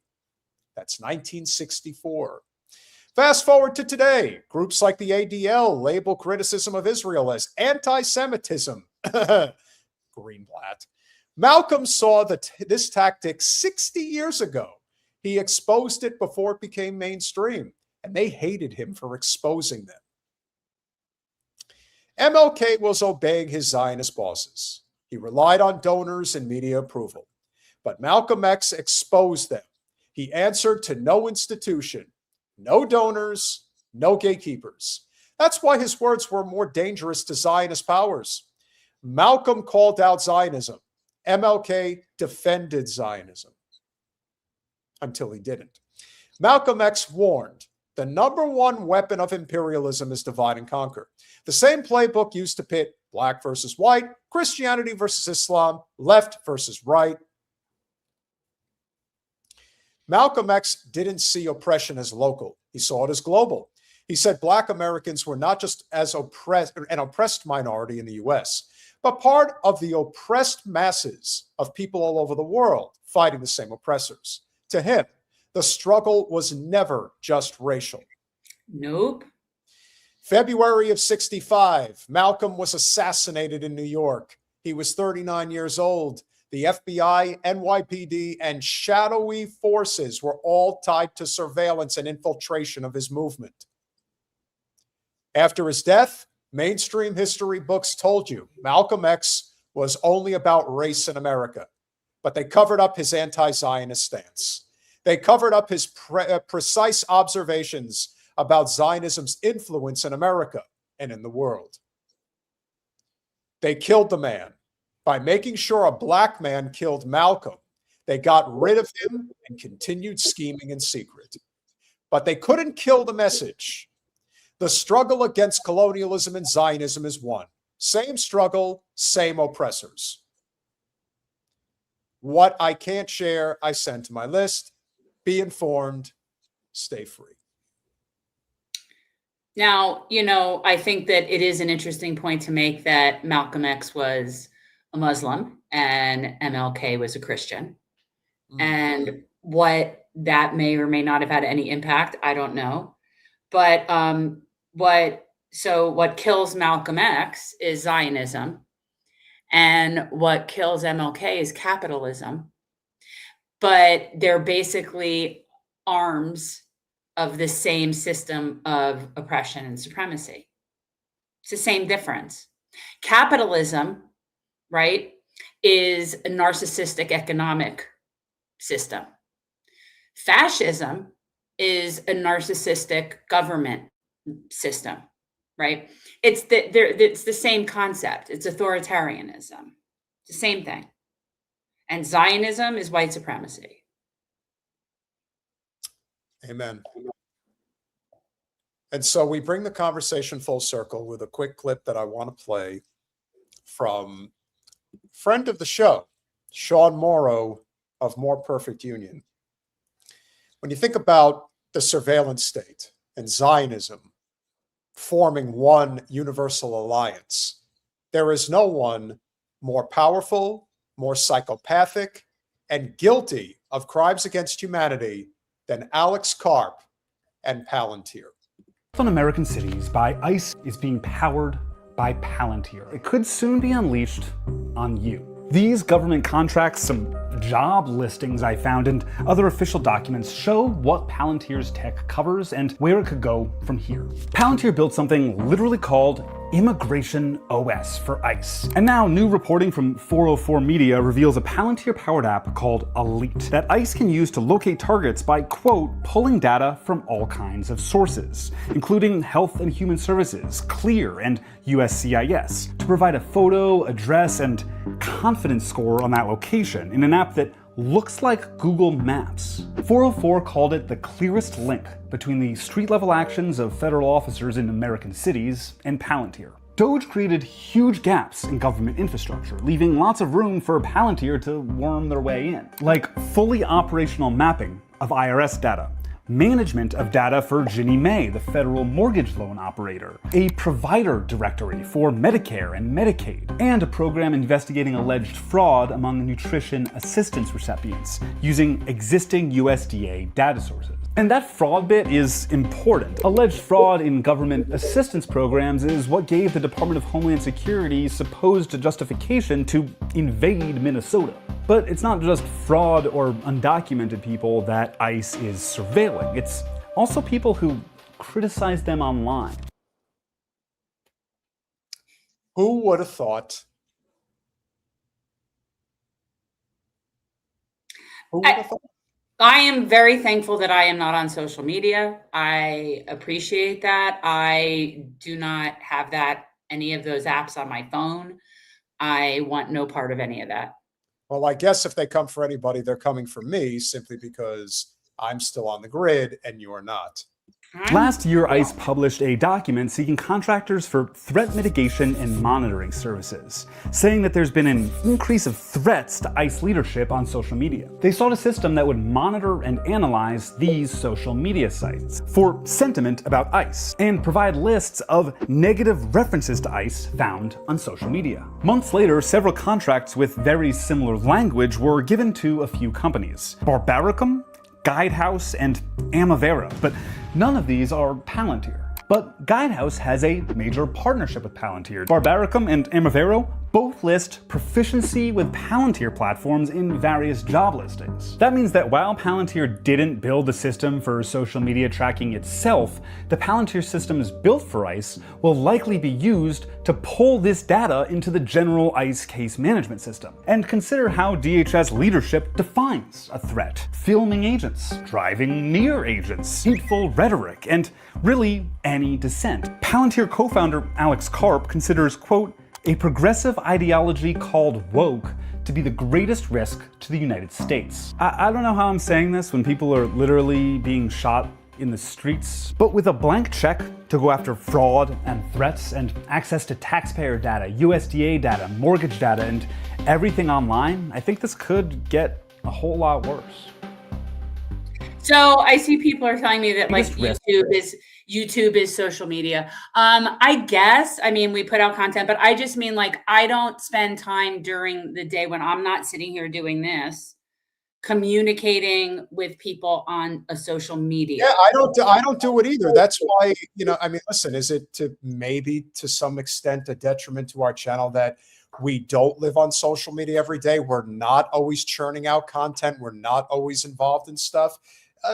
Maybe, but you know what? It's a soul-sucking existence to just be in this 24/7. And, I compare it to when I went to the racetrack. When I first went there when I was young with my grandfather, and then next time I went back was like 6 months later. And even as a kid, I could recognize the same people were at the racetrack when I was there the last time. Can you take down the crazy guy? Can you take him down? I want to remind people of who the real enemy is. We know who he is, and he's on so many different cocktails of whatever he's on. He is just nutcase. Yeah. Anyway, it's the same thing on social media. It's the same thing on these apps. And that's why, and the last thing I want to bring up is this.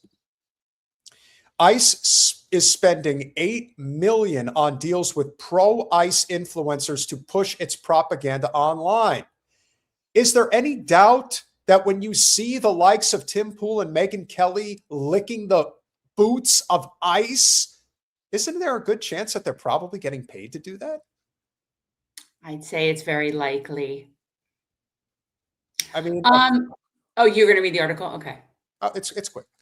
According to an internal document obtained by the Washington Post, Immigration and Customs Enforcement, ICE, is carving out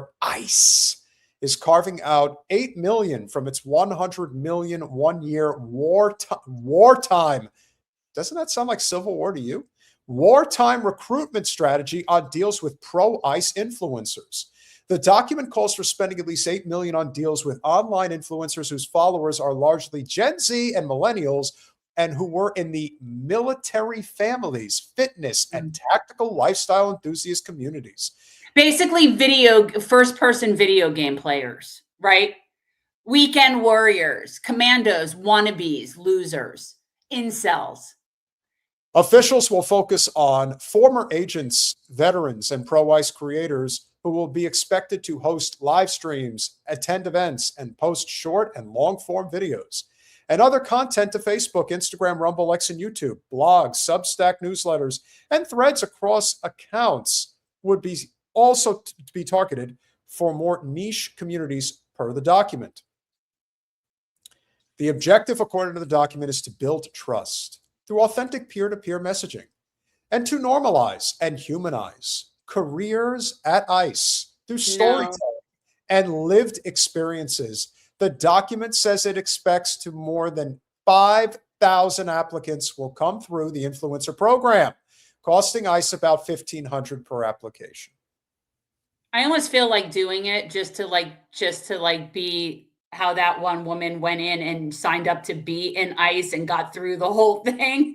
Like, I almost would be curious to see how far we could get signing up to be ICE influencers. If they, how long it would take them. I mean, if you could go work for ICE without any background check, how much work and effort do you think they put into checking the influencers? Hey, at this point, depending on how much more desperate they get, there's no question that that's what's ahead of them. Because that would be like an interesting experiment. Yes. We hope you've all enjoyed this conversation this evening. I don't want to have to end on a sad note, but I have no choice because we're ending on a sad note? Why are we ending on a sad note? I want to remind people of why Miami is the hellhole that it is and why anyone who goes down there is a fool and you should get out of there. And I'll tell you why. Another reason. Invest money there in real estate. Don't do it. Do not buy anything south of Lake Okeechobee. You are going to be you'll be eating that. But I do think that this is going to provide perspective in many ways in terms of why that is the case. 160-acre park in Miami-Dade County was zoned as Parks and Recreation and was also protected by a 100-year land use covenant. Today it's about to be bulldozed for 500 homes in a story that demonstrates no matter the land status and protections, developers and their lawyers will always find a way. Do you notice everything in Miami-Dade County is over-zoned residential, commercial, industrial? All of it. You can't breathe. Think about it, Jen. Look at this. I don't understand. Like, I know it's amazing. Like, so guys, look at the amount of neighborhoods and subdivisions and houses around this green area. And that's not enough housing. But yet we already have more than 1 million more houses in this country that are unoccupied. Right. Like, so what they want to just make the money in the short term. They flip it over. The developer then changes their name so they can't be sued for anything. They go away and people are left in an overdeveloped area that does not have an infrastructure or facilities to accommodate it, like schools, hospitals, and such like that. Correct. So it's just, this is, and what it's doing to the environment. This is called the Calusa Rookery, and it's located in the West Kendall area of Miami-Dade County. Now, you might be thinking to yourself, this looks like a golf course, and you'd be right. It was a golf course until 15 years ago. Then it became green space, and when the golfers left, the wildlife moved in. Because of course it did. Because that's what was there forever until we decided to turn everything south of Lake Okeechobee, which never should have been developed, into a hellscape, when in reality, it was always supposed to be the Everglades protected sanctuary. And that's why they all come back. But that's what's eventually going to happen when the soil that they have built these homes on is not worth shit anymore. And that will happen sooner rather than later. Really, the only people who really want this are the developers to make the money and run. That's why. Birds formed a multi-species nesting site, or rookery, and that includes egrets, kites, storks, and the state-threatened species like the tricolored heron. The green space was also protected like Fort Knox, so this was great news. Not only was it zoned as Parks and Rec, it was also protected by a land use covenant. The only way to even get rezoning on the table was to break the covenant and get these so-called ring owners who live right around the ring of the park here to agree to the change. Now, at first, all the ring owners were against rezoning, but according to the Miami Herald, the developers got to them. First, they threatened to sue, then they offered them money. According to the Herald, each ring owner was paid up to $300,000 by the developer to agree to lift the land use barrier. With the covenant broken, now all the developer, GL Homes, had to do was to convince the Miami-Dade commissioners to rezone the property. And in 2021, the commissioners voted 10-2 to rezone this space to residential. Now, a group of nearby residents took the issue to court and delayed the construction, but developers are relentless, and GL Homes has just resubmitted plans for approving 540 units on this property. The Florida Wildlife Commission, by the way, isn't helping. They've already given away permits for developers to remove threatened species from the area. Of course they did. Of course they did. Yeah, this reminds me of what was the environmental group that the shitbags that endorsed Wasserman Schultz? Well, Sierra Club. Sierra Club. Yeah, it's like the Sierra Club. It's the same thing. They're not a real group. That's not a real thing. What is the point of claiming to be an environmental group when you just give away the farm? Why? Because they greased your wheels? They're Dem Party affiliates. Same with the Audubons. It's the same thing. They're not real. Correct. Check those out right here. So today, the only thing standing between this green space and 500 homes is a group called Save Calusa. You can visit their website at savecalusa.org, and you can go to my website to sign a petition, which I've linked to at the top of my page. Your voices can still be heard to help save one of the last and biggest green spaces in Miami-Dade County. Thank you so much for watching. That's a tricolored heron. That's a tricolored heron, and they're not. I mean, we don't see them very often. I've seen them in 10,000 Islands and around Sanibel. You see those, but yeah. So GL Homes, which again is no surprise. Usually, I mean, I think that their specialty is 55 plus communities. Oh boy.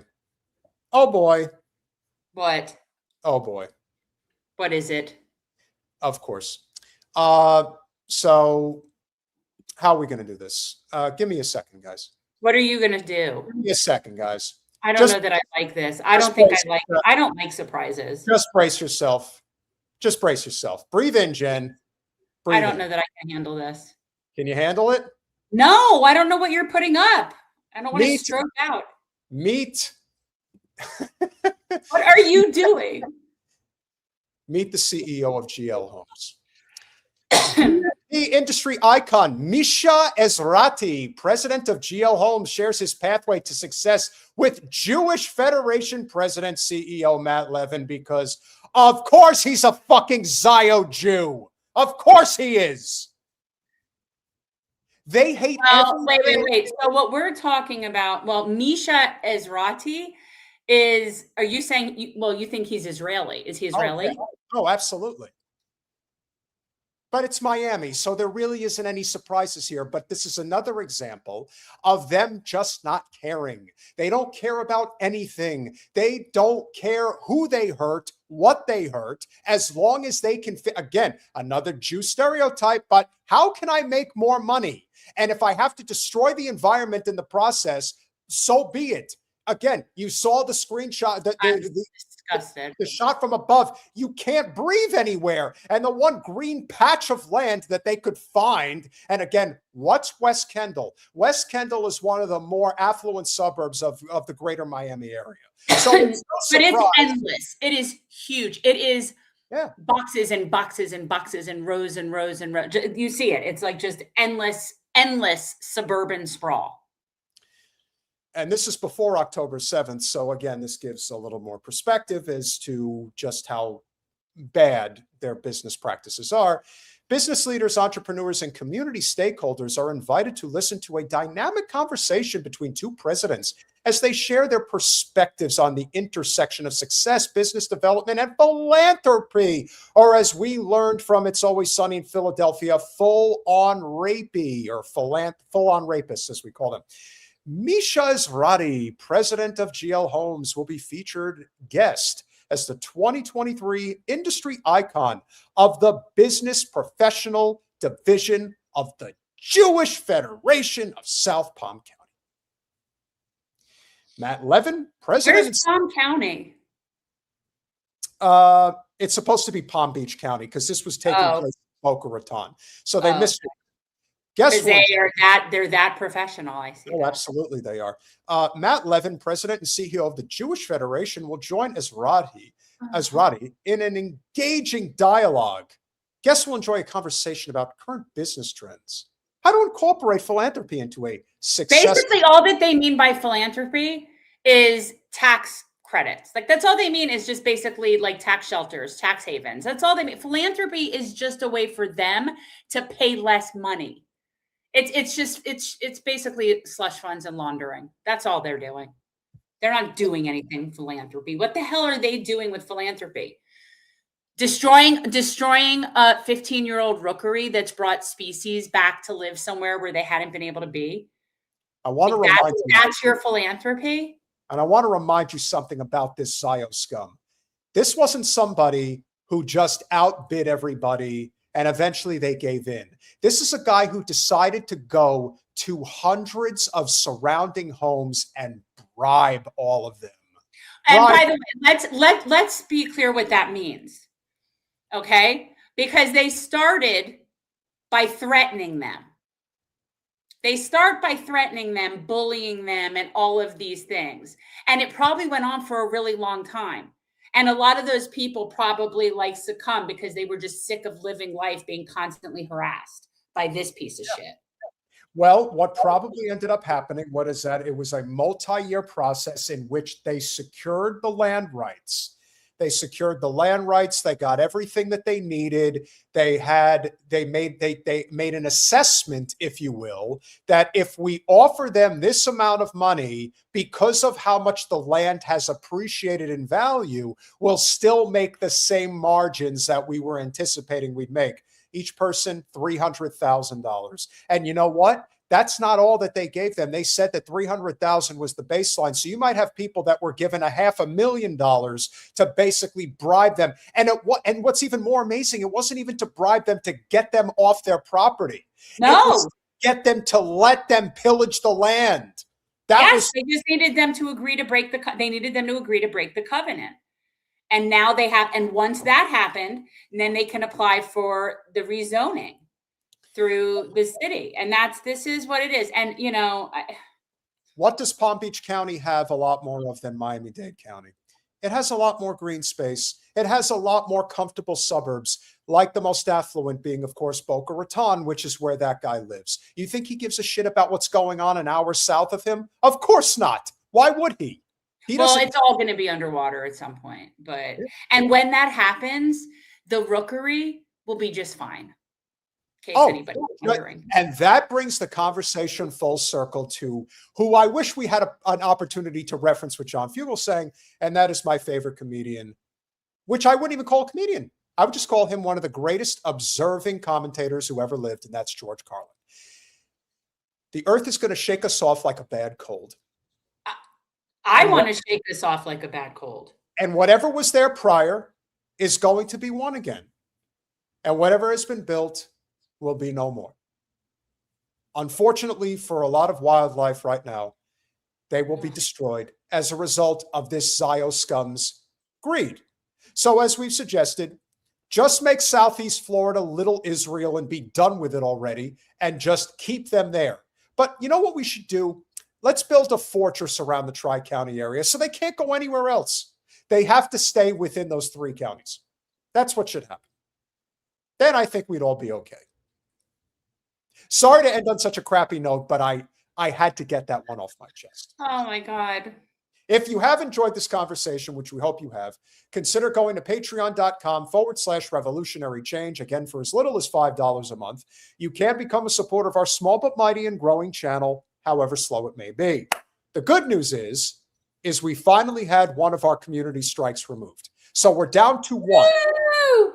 So maybe that'll help us a little bit with our growth. Who the hell knows? Woo-hoo! We don't know what to expect. What do we have coming up? We have some things coming up.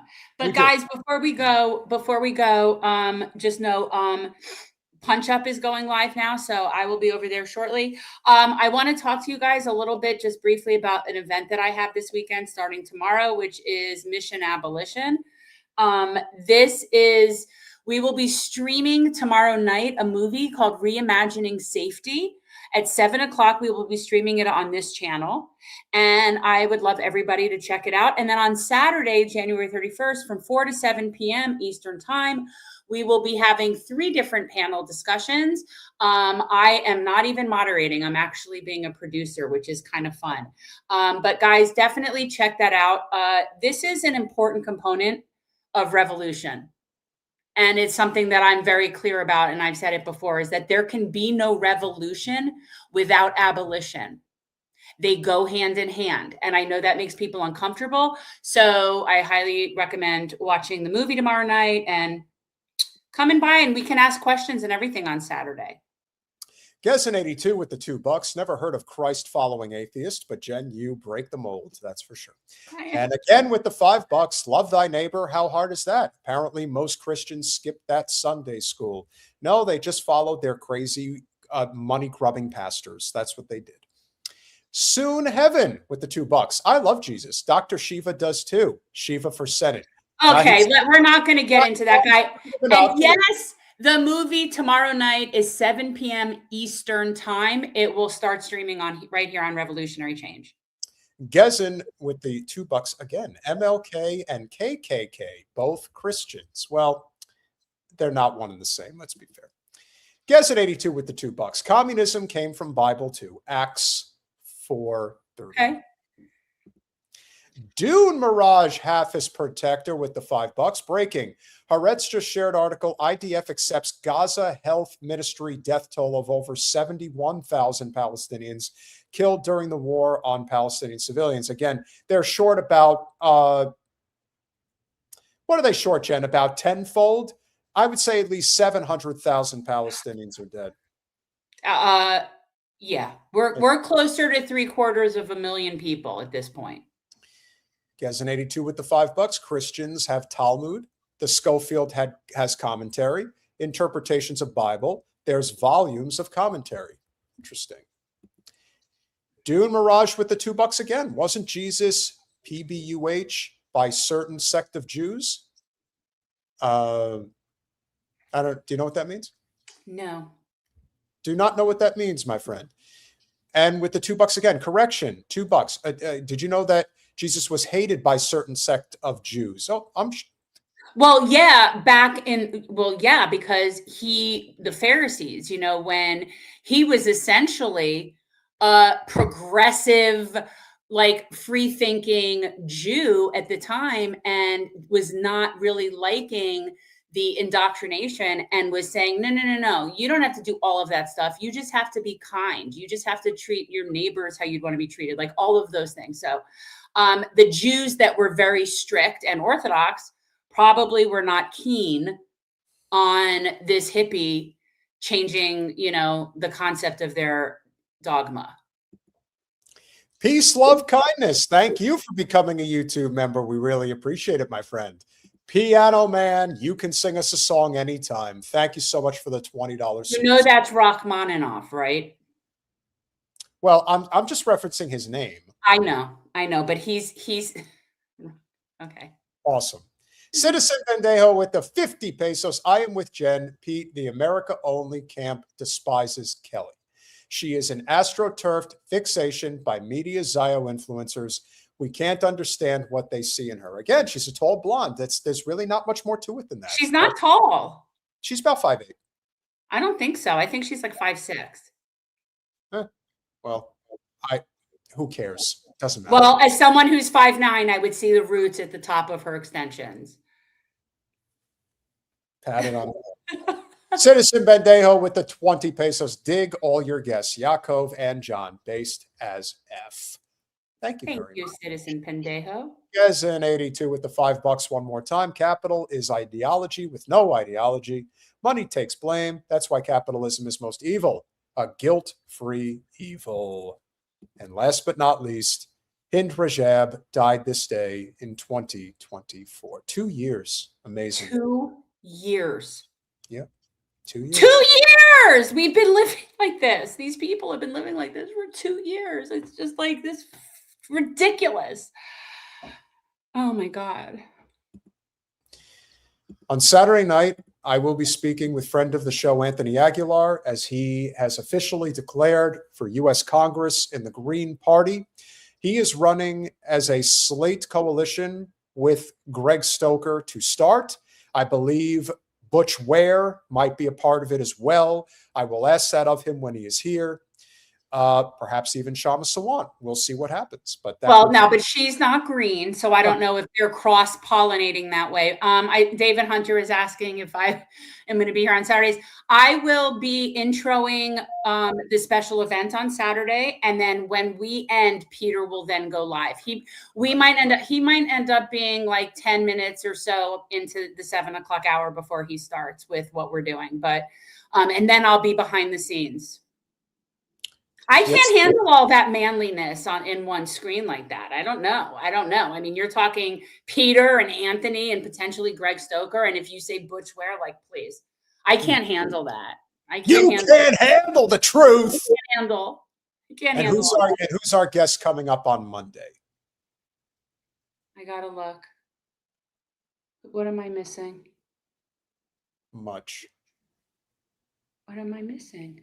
Oh, we have another USS Liberty survivor, which is amazing. We were never taught this, and now we're meeting our third USS Liberty survivor. It's just we will continue to talk about it. Yes. Their state is no more, as should be the case. So you know what? I feel the same way about how I feel about the USS Liberty is how I feel about reparations. It's people were wronged, reparations are due, pay the debt you owe, recompense the people. And it's the same thing. It's failure to have justice on behalf of these people. And I feel very much the same way about that. Like, it's just, no. It is time. Smash that like button, share, subscribe, do all those things we ask you to do. We love you all. We appreciate you all. I'll see you Saturday, and Jen will see you tomorrow. I'll see you later. Go over to Punch Up Pod and Free Palestine. Good night, guys.